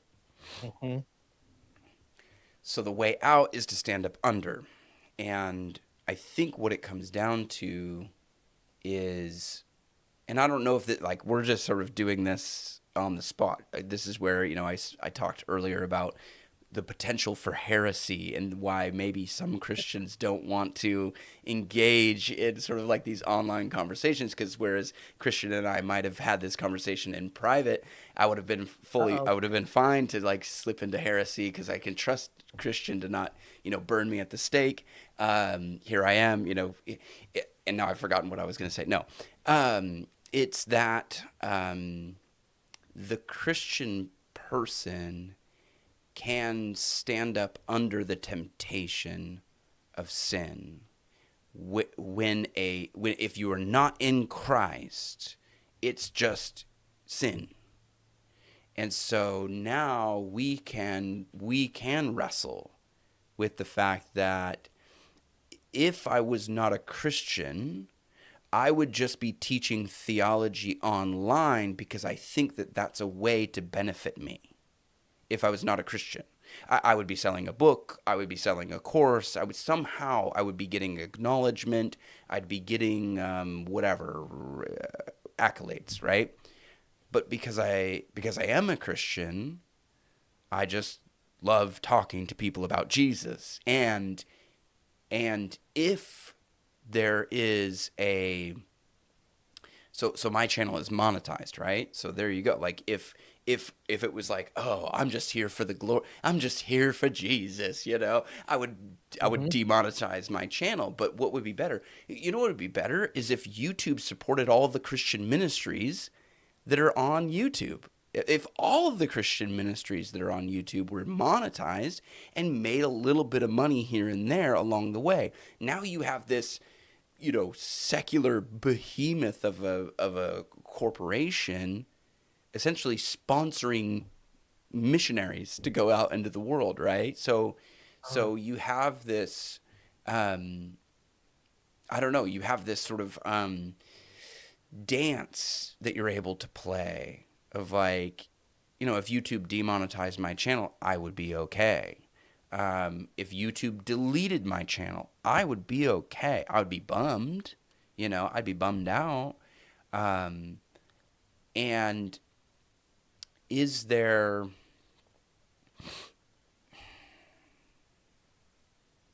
another side of it that's still an acknowledgement that, yeah, this is a cool platform where I can sort of build a side business, if you will. I don't have to write a book. I could just talk to the internet. And because that element is there, if I was writing a book, I would write a book to sell it. I wouldn't write a book so that people throw it in the trash. That's not why you write books. You write books so that people will read them. You write books so that you can people would buy them. So you create a YouTube channel, not people watch. So people watch, and I think that's the key too. Is the acknowledgement of that. It's like, you're participating in this, but you don't have a part of you that desires the attention. And even you went back to that part about there's a child maybe in all of us that's looking to be known and seen and as well, as part of that. I wanted to pick up on something though you said a second ago about, I had this thought the other day on Paul's doing this experimenting with this word meta. He's calling it metagelical, and I said no, metavangelical. And but it got me really thinking about so I was going on about the being raised Baptist. Like Southern Baptists wanted to at one point change their name to Great Commission Baptists. Like the idea of evangelism is the backbone of the Southern Baptist Convention, which is global missions. And they're have been a huge part of what is evangelical culture. Because even if churches aren't Southern Baptist, there are a lot of a lot of non-denominational churches are Southern Baptist without being a part of the convention. Like, they're like Baptist in theology or whatever, and practice. And it got me thinking, that's kind of, those things are kind of beside the point. But when you said about like missionaries, and I think you said you were a missionary at one point, like a on the ground missionary, and so was Peugeot, and so was Paul I didn't Vanderklay. know that. Yeah, he was a Protestant, and Peugeot was? yeah, and I got to thinking like, and then I met this guy on Twitter that said he became a Christian like listening to Paul Vanderklay in Greece, and he's a Greek dude, and I had a conversation with him, and he did write a book as well, so he was in for the grift too, and it was like, this idea of the model of quote unquote foreign missions or global missions or whatever. Like, how many people are just becoming Christians on YouTube all the time? Right. All the time. And I was like, how much more, like that is happening daily. And this whole revival thing, this whole like Justin Brierley, a surprising rebirth in the belief of God is like, and there's nobody in those disembodied places that are like tending to them. They're getting discipled by a Paul Vanderklay or a Strange Theology or a Jonathan. They're getting discipled right here every day, but it's one way and it's disembodied. And it's like, and so it's like you don't even have to, like, we're at a place in time where you almost don't have to even focus on the message anymore. And I think this is the meta-evangelical thing. It's like the message is out there happening. The algorithm will give it to you if you want it. And there's every sermon ever. You could have AI talk to you about the gospel. You could listen to people talk about the gospel. The question, and this is to your point in the past, the conversation we had about the communion of the saints. Where's the communion? And that was the other flip side of my thing was like, you can't do actual communion digitally. And so it's like, and whether you're talking about a meal or you're talking about the good meal, like that, I think that is a part of, we're moving into the space where you just literally have to offer the opportunity for people to come. You don't have the, in certain ways, yes, relationality, but the message side of it, that has been like the focal point of evangelicalism for the last 70 years, Billy Graham's and whatnot. Like, we are past that in a way. Yeah, I think we are. And I think that here would be my thought. We are always people of the message. Okay, so the message is always going to be there. That I think what I want to see is I want to see the stewardship of the message be I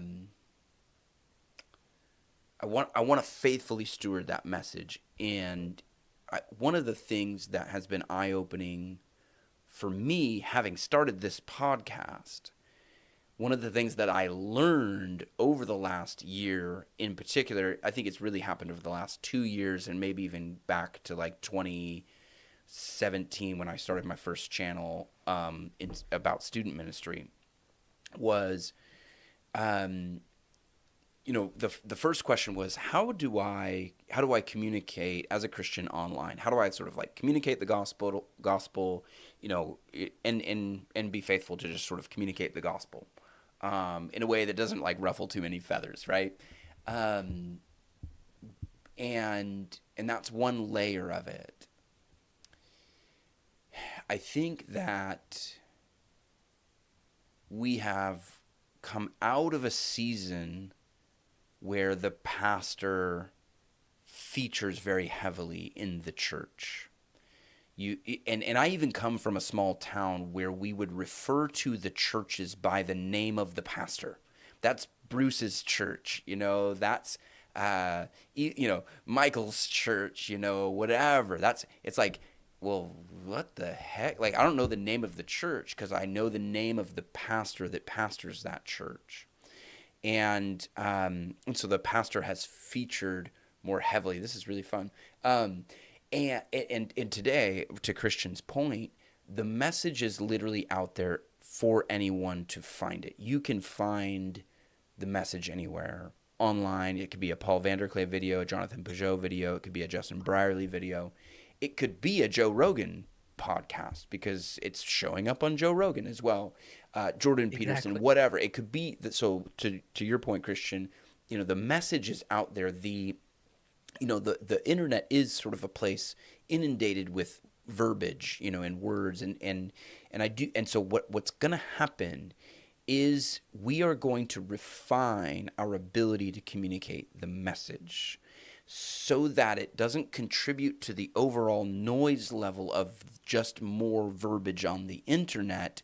It's going to take on a type of craftsmanship that I think the Bible requires. It requires the type of honor due it that I think we have lost because we have gone away from the narrative structure of the Bible and onto just a systematic theology structure where we're just going there to get the facts. Just give me the facts, ma'am. And so why do most sort of Protestant evangelical, modern evangelicals not read the Old Testament? Because the Old Testament is primarily stories. It's historical narrative. But the New Testament, that's where all the gold is, right? You read Paul's letters and it's just full of like systematic theology, and we just love that. And so our Christianity has become Pauline Christianity, and even to the point where maybe Christians don't spend enough time reading the Gospels. They certainly don't spend enough time reading the Old Testament, right? Because they're like, what's going on? What's going on with this? Why is this servant at a well? Why is it important that the lid to the well is still on? Why is it important that this guy comes and moves the lid off the well so that this woman could get water for her animals? They don't understand the narrative structure of the Bible and what that story is communicating, so they don't read it. Well, And so that's why, to the point that I'm trying to make related to that is to meet you there, is that was what Peter said. He started at Genesis, he did Exodus, and now he's at the Gospels. And it'll be interesting to see what happens if he attempts the epistles. But it's like and then you just had people, and the Orthodox are seeing it because Jonathan is at Peterson's right hand, and there's people flooding into Orthodoxy. Yeah. And the thing about that is it's like, well, I have the propositional, or I've had these experience, that's challenged my propositions and opened my eyes to a reality about God that I didn't think was possible. Where do I put my body? Okay. Because I think he has done. They're doing such a pointed job about the craft of the message and that's why I guess Peugeot getting to the point where he would end many of his refrain of, "What should I do?" and he says, "Go to church." And if an Orthodox guy's telling you that, then maybe you're going to go to Orthodox church. And so, it's not like he's in how many thousands of people has he quote unquote invited to church? Right. After sharing the story of God with them. Yeah. Thousands. So that was Peterson that said to go to church, or is that Peugeot? No, Peugeot. Okay. But hundreds of thousands and maybe millions, he's said invited people to go to church after sharing the story of God and the good news of Christ in the way that he does. Right. So have I told you the story of the last winter camp that we had for our students? I think I shared this on my youth ministry channel, and I'm doing some work. I didn't really get through all of my stuff for the live stream, but that's okay because friends are here. So, Christian, hang out for a second. Where is it? I have this thesis. Oh, I thought I had written it down. Nope, it's not there. Back to Christian. I have this idea that I'm playing with. I wrote it down somewhere. I have two separate notes. The The Bible's miraculous ability to scale is tied to its narrative structure. Okay, and what do I mean by scale? I mean that the Bible, you can be 5 years old and hear a Bible story, and it speaks to your heart. You can be 90 years old and hear a Bible story, and it speaks to your heart. So it scales sort of laterally, maybe through time, as you grow and mature, and as life demands different things of you. You go to Scripture with different needs, and it will meet those needs. So it will scale with you, but then it scales with everybody. So that scale goes with you laterally, but then it stacks. Every human being who has ever lived in all of human history has the ability to approach Scripture that way. So it has this scale that it will stretch to meet everybody, but it never loses its potency the more it stretches. And so that's a miracle. No series of books has ever been able to do that. Go ahead. That's loaves and fishes. Okay. Yeah. So I was at winter camp about a year ago, and just this really aha moment from a student of mine. The speaker, you go to camp, you got the speaker, and he was doing a great job. He was going through Romans 8 and the whole thing. And very systematic theology. It's very structured. It's like we're going from one place to another, and in between each thing, he would sort of tell a story, and he'd get really animated when he would tell a story. And I would see the students, and there's probably several hundred students at this camp. They would lean in. They would lean in when he told the story. And then when he went back to his Bible lesson, they'd sit back, they'd grab their phones, they'd start nudging their friends, and they would kind of check out a little bit at the Bible story. And part of that was the way he was presenting it. He was presenting stories, very animated. He was presenting Scripture from a very sort of structured, systematic theology. And high school students don't care about systematic theology. And at the end of 3 days of this, one of my students turned around, and I think I just said, like, hey, how are you doing? What do you think of winter camp? And he's like, man, he tells really good stories, but he doesn't talk about the Bible that much. And I'm like, bro has been talking about the Bible this whole time. It's just that when he's talking about the Bible, you check out. But when he's telling a story, you check in. And the sad part of that story, the story that I'm telling, is that the Bible is filled with wonderful, amazing stories that will grab the attention of a high school student. And we're not telling them. And we're not teaching them how to engage with those stories. We're not teaching them, like what Martin Shaw teaches, to just sit in the story. And don't try to understand it just yet. Let the story work on you. And in 20 minutes, go back to it and think, why is that part of the story sticking with me? Because you can do that at 5 years old, and you can read the same story at 90, and a different part of the story will stick to you. You'll understand it differently. And I think stories in general do that. But I think the Bible story does that better than any story. The Bible, what would I say? The corpus, of the Bible does that better than any. Yeah, the biblical corpus.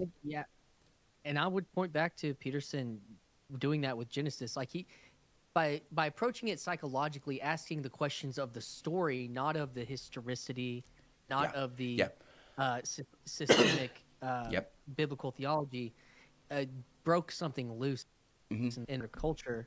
Yeah. And I agree with you. I'll give you a little story myself. So in our liturgy at church, we meet in a house right now. And so we don't have Sunday school. I don't know, 7 kids in elementary school age.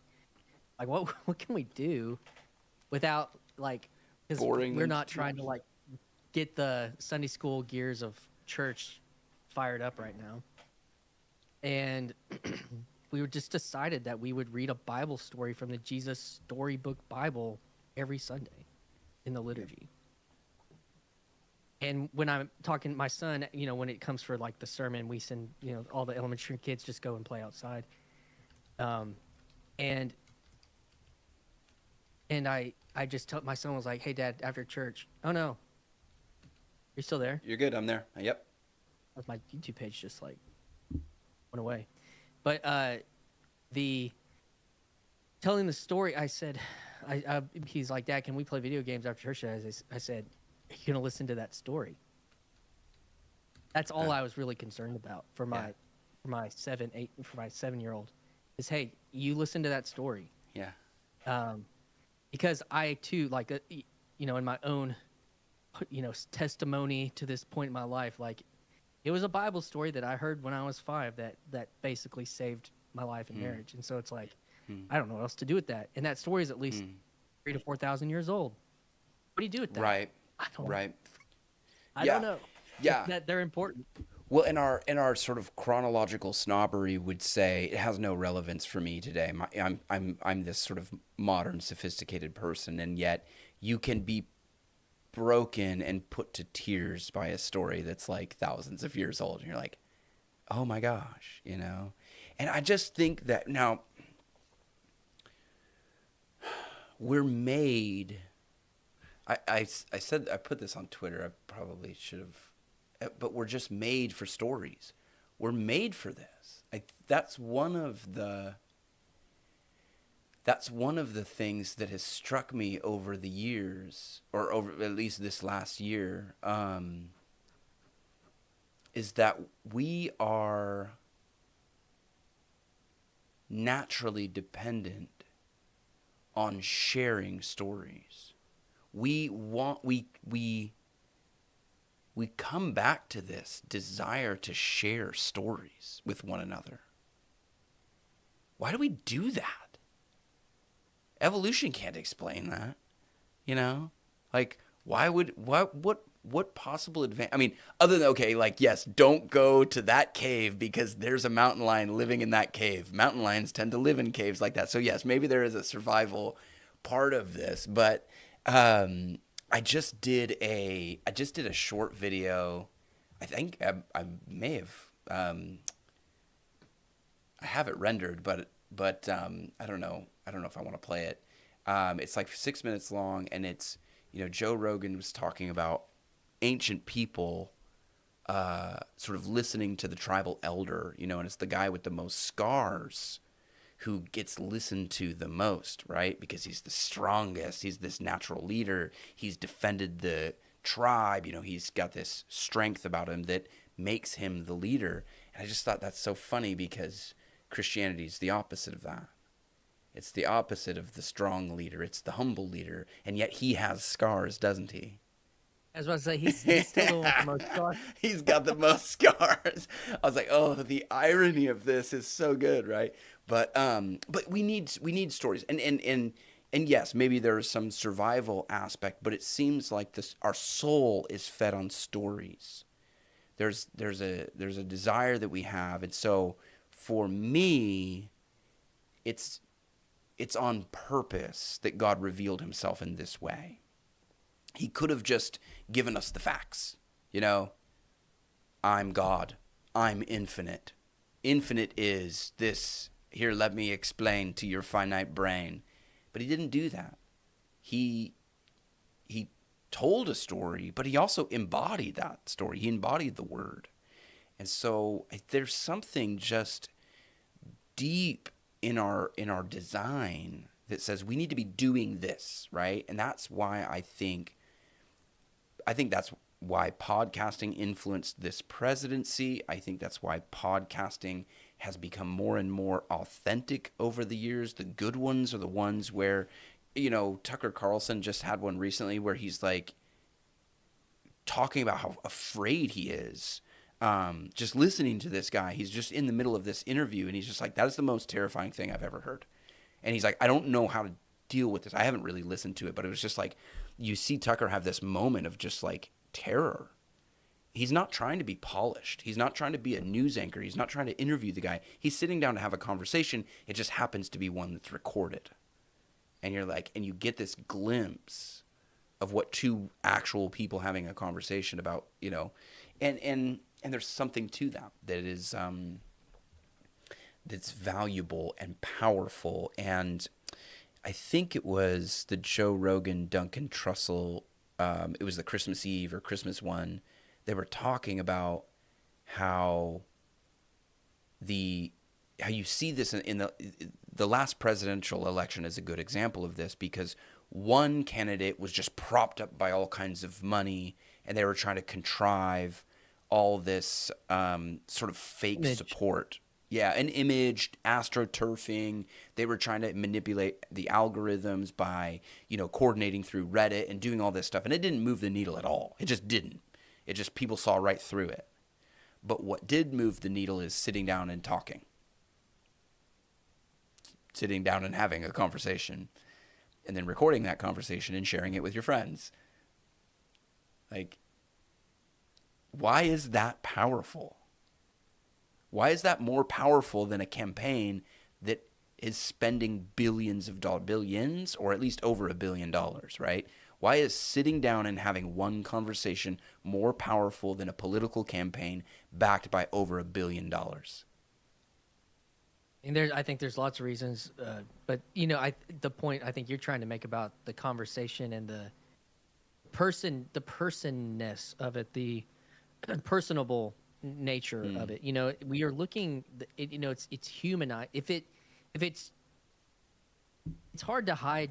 It's hard to hide truth forever. You know, it's hard to hide something that's true forever. You can for a while. Mm-hmm. You know, you can gaslight for a while. You can deceive for a while. You can, but the truth, if you don't allow it to set you free, it's going to free itself. And I think that's part of what happens. And so I think that was what was powerful. And we'd been under in the social media landscape, the suppression of a certain part of truth had been taking place and growing and growing and growing. And you know, the steam valve was let off, and that was able to start to come through some of these and podcasting. I think it was one of the ways that it was able to do that. And so there was just something else you were saying there that really got me. I don't know if it was something else in the comments, but your point about truth is key. I haven't listened to a lot of John Vervaeke. I know he was part of the gospel, you know, this most recent seminar. One thing I did hear from him was the interview that he did with Jordan Peterson before the seminar went live, and he was just talking about how he has sort of rediscovered his love for Jesus. I mean, he didn't say it quite like that, but he was like, I had this childish affection for Jesus that I lost because people misrepresented him to me. Essentially, I'm sort of paraphrasing Vervaeke. Obviously, you can go listen to it. It was recorded. And as I looked into Scripture, as I followed the Logos, I reconnected with that sort of childlike affinity that I had for the person of Jesus. You know, he didn't say, I've, you know, given my life to Jesus and I'm, you know, whatever. He didn't say that, but he just realized he had this affection because he was following the Logos. He's just following the Word. He's following the truth. And I think what you just said about you cannot hide the truth for very long. Like, the truth will liberate itself. And we've been under, like, truth suppression for quite some time. I think that giving the internet to regular people is probably backfiring. If somebody wanted to use it to, like, you know, perpetuate propaganda or something, it's like we figured out a way to break free from that because of that innate design that we have, that we crave truth and we crave conversation and authenticity, and even some of the vulnerability that you were talking about earlier. It's like there's something about that when you share a story, you do kind of share vulnerability, you share truth, but you share truth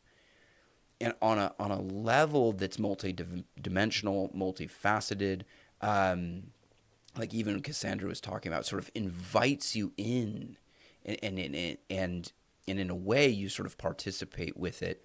Now, John Vervaeke becomes an important person for me, as Martin Shaw and Ian McGilchrist have become important people for me. So I don't know where 2025 will take me, but the cognitive, the sort of, why are we designed this way is a question. Like there's a cognitive part of this that says there's something very powerful about the imaginal space that we have access to as human beings. Vervaeke talks about it, Ian McGilchrist talks about it, and Martin Shaw talks about stories. Stories are the way we get in. We can get into this imaginal space. Vervaeke talked about, well, there was a podcast that he did where he was talking about this, right? He was talking about just the fact that the imaginal is not real. It's real. It's just real in a different way than, my desk in front of me is real. It's solid. I could put it through some tests. I could bring it to a lab. We could test it and we could confirm, yes, it is a desk. It's made of desk particles. Okay, confirmed, but have we really explained everything about the desk? Have we really given it a full treatise of what the desk means to me, or its story, so that story would give us an understanding of desk at a much higher level than the lab could give us an understanding of the desk. And well, yeah, go ahead. yeah, and so think about that, because how did God choose to reveal himself? Yes, in the person of Jesus, but prior to that, and in nature, but he revealed it to us through the word. And when we mismanage the word, when we mismanage the message, that's when things go chaotic for us, man. Like when we can steward the message well, it really does. We harmonize with it. I think it feeds our soul. That's what I think about the medium of the message being the verbal word. And then, when Christ says, like, I am the way, the truth, and the life, when I think about the way, I think about something more embodied. But I think about the truth, I think I have an embodied idea of the truth, but also kind of the imaginal or the abstracted idea of truth as well. Mm-hmm. And then you also have the life, and that's like our day-to-days, but the way, like the practice of the way or something like that, and it's like you get on here and you maybe discover the truth of something is real, and then you want to figure out, how do I make that a part of my way of being? And then I think that's why it's like the go to church thing. And even when you bring in the kind of these Platonic ideas about what is the table, Peugeot recently released, when the Notre Dame was rebuilt, and the modern or postmodern designers designed this new altar, this new table, and he had some kind of critiques of it because of what a table is and how it's designed, an altar is, and how an altar was designed and used, and because what is an altar, like you're saying, and so those questions are being asked, and it goes from an imaginal space to an embodied space of like the altar, you can imagine Aslan on the altar, and then you can think about, now what does that look like for me? And it means I go and I partake, and and so those types of things are real. I wanted to back up and go to the part about the stories, because you kind of were dancing with the evolutionary idea. The fitness of a story. And I think that's where, again, I'm going to harken back to this Petersonian. These are the heavy hitter guys in this corner that I attribute so much of my, where I'm at. It's very influenced by, for better and for worse. But Peterson was saying things like, he was taking evolutionary theory and looking at scripture, and that was what brought a lot of people from New Atheism into a legitimate appreciation or respect for the stories. because he applied that psychological evolution to the scriptures, and it all of a sudden bridged a gap that they didn't think, because it was like this, Dawkins biological, gap that was too big to cross, and he created this pathway, and that these stories are the most fit stories in society, in history. These are the most mimetically fit, and I think that's also why it's softened and it's changed. Brett Weinstein, who's an evolutionary biologist, and it was funny because you brought up that idea of safety, and that was like about the mountain lions, and that was one of the moments for me when he was actually on Rogan, when he said religion, he wasn't going to praise religion, but he said it had its place, whereas everything else from the New Atheist was always, there was no respect, or respect was due. It was like at every opportunity it was tear down. And he said, say God's not real, but say porcupines actually can't shoot their quills because they can't. But it probably, like, the belief that it did probably was helpful for history and to survive.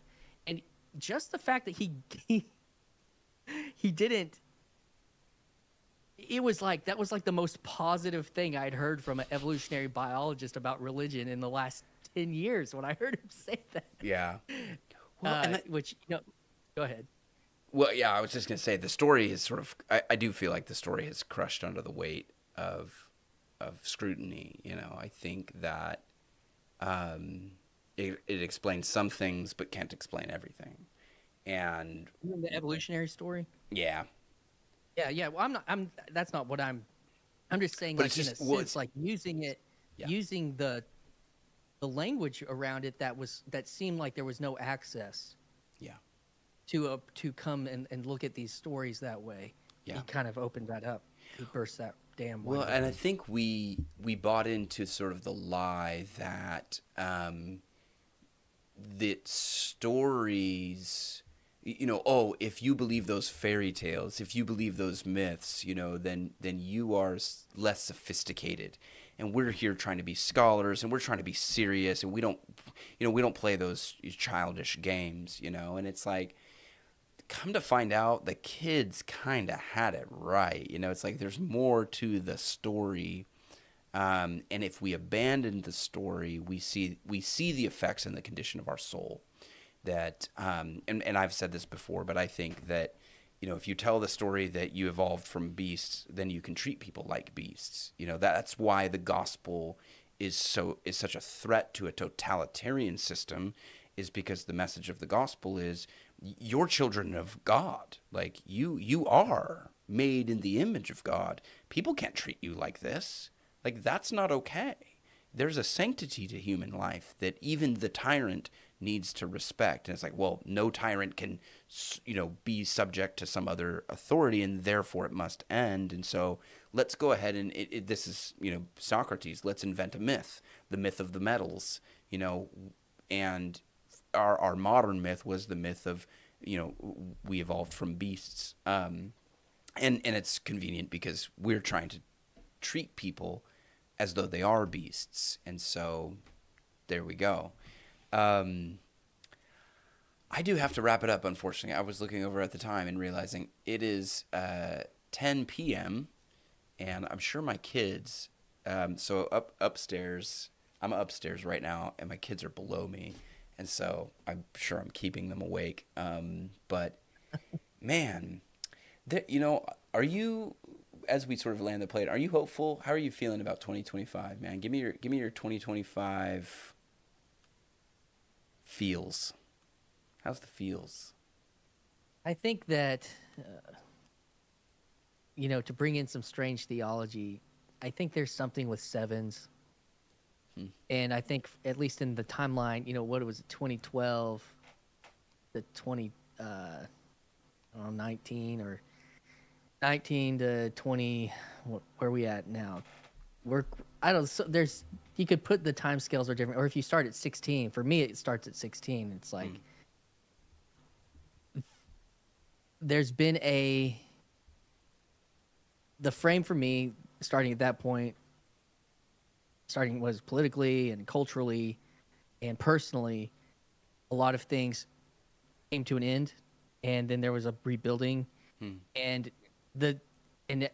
when I look at what happened this year culturally, the next 7 years are like the next phase, or maybe it started last year. Like this past year was like year one, and like going into year two of this new world, this new beginning.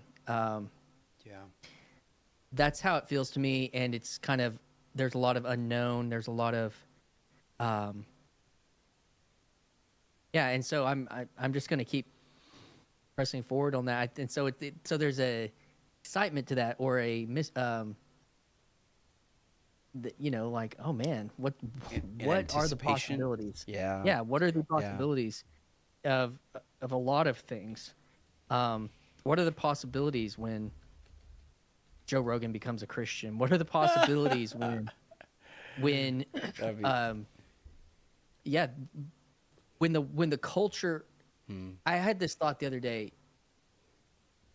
When Reagan won and there was the rise of the religious right, it was still very political, but it wasn't. The Christianity didn't have the culture. It was still such a subculture. But what happens when Christianity actually has the culture? And I think that that's possible. Okay. Okay. Well, you're completely anticipating one of the videos that I'm gonna post early in 2025. I'm gonna post it here soon. Whoops, I lost you. I was trying to get my whatever. Is actually a message that Francis Schaeffer delivered right after Reagan gets elected, and he talks about a window of time for Christianity to move, but he says something about it. He says it has to be, oh gosh, I'm gonna mess it up, but it's like it has to acknowledge like its own time and space. I'm totally butchering. He doesn't exactly say that, but that's what I want to develop. I want to develop that idea because it seems like in many ways, if that was true, the church sort of squandered an opportunity, maybe. But like you're saying today, it's like, okay, maybe sort of another opportunity, and yet culturally people are actually looking to Christianity. They're not having Christianity foisted upon them. They're looking to it and going, maybe. Now, I think Jordan Peterson is looking at it as a utilitarian solution, and I don't think that that was kind of Schaeffer's point, is it has to be authentic to what Christianity is. It can't be some sort of political scheme or utilitarian solution that people choose, and that's why I think it's really important, given the Joe Rogan reference, and since that's one of the things that we feature on this podcast, like that someone like a Wes Huff, not to put too much pressure on you, Wes, it seems like the podcast is already recorded, so we're good, but just to be genuine and be authentic, be like, to be yours truly, to be truly strange. If you need to be, just let it flow, follow the strangeness, follow it. And truly. Yeah, I think that is something. So I'm going to develop. So 2025 has some really interesting stuff. Again, I share with Christian kind of a strange sense of optimism, and maybe that's just because of the dystopian nightmare that we have lived through in the last. Like, I mean, seriously, if you go back 7 years, like Christian is saying, like, and think of where you were living and what you were doing 7 years ago. I mean, even 2019, and go from there. But anyway, like, I'm strangely optimistic. I had announced before that I have a book coming out, or sort of being re-released. It is jammed up somewhere in the Amazon self-publishing problem, and so stay tuned for that. The other thing is my wife and I started making peanut brittle. And so we are actually toying with the idea of a family business. So stay tuned for that. So 2025 may be the year that the grift gets harder, baby. Just like 10x'd, because there'll be a book. You can push the book. You can push the candy company, because I'll tell you this, the peanut brittle is legit. Did I get you some You when you did came to not. Nashville? Oh, I didn't get you any when you came to Nashville. Gosh darn it. Okay. Well, we'll have to meet again. And it's good. Like, I'm not even like a big peanut brittle fan, but the peanut brittle recipe that my wife has is from her great-grandmother's great-grandmother. It's like a Oh, cool. 130-year-old recipe that her family Cool. has been perfecting for that long. So anyway, so there we go. We'll see what happens with that, but there may be some peanut brittle flying at you guys in 2025, and I hope it does spread some cheer and some joy, because again, I am optimistic, but we do tend to keep one eye on the kind of if you look at the thumbnail for this live stream, it's sort of this juxtaposition. There's sort of this AI demon hovering over people's shoulders, but then there's this beam of light, and I really do think it's going to be both. But I think what Christian said is really important. I think you cannot hide the truth for very long, and I think the internet, as much as it has given us opportunities to lie, I think it's given us a lot of opportunities to uncover the truth. So that kind of gives me hope. And so I left a link to Christian's channel in the live stream chat. If you haven't subscribed to Christian Baxter, give him a like, give him a thumbs up, hit that subscribe button, gently touch it. I've heard that the subscribe buttons are delicate, so please do not smash. Please, no smashing. Gently touch, like, subscribe. You could do that here as well on Strange Yes. Theology if you have not yet. Thank you guys for hanging out in the chat. I really enjoyed it, and Christian being here allowed me to kind of catch up on the chat a little bit as well. Really appreciate you jumping on, Christian, just at a moment's notice. So appreciate you, man. And It's fun.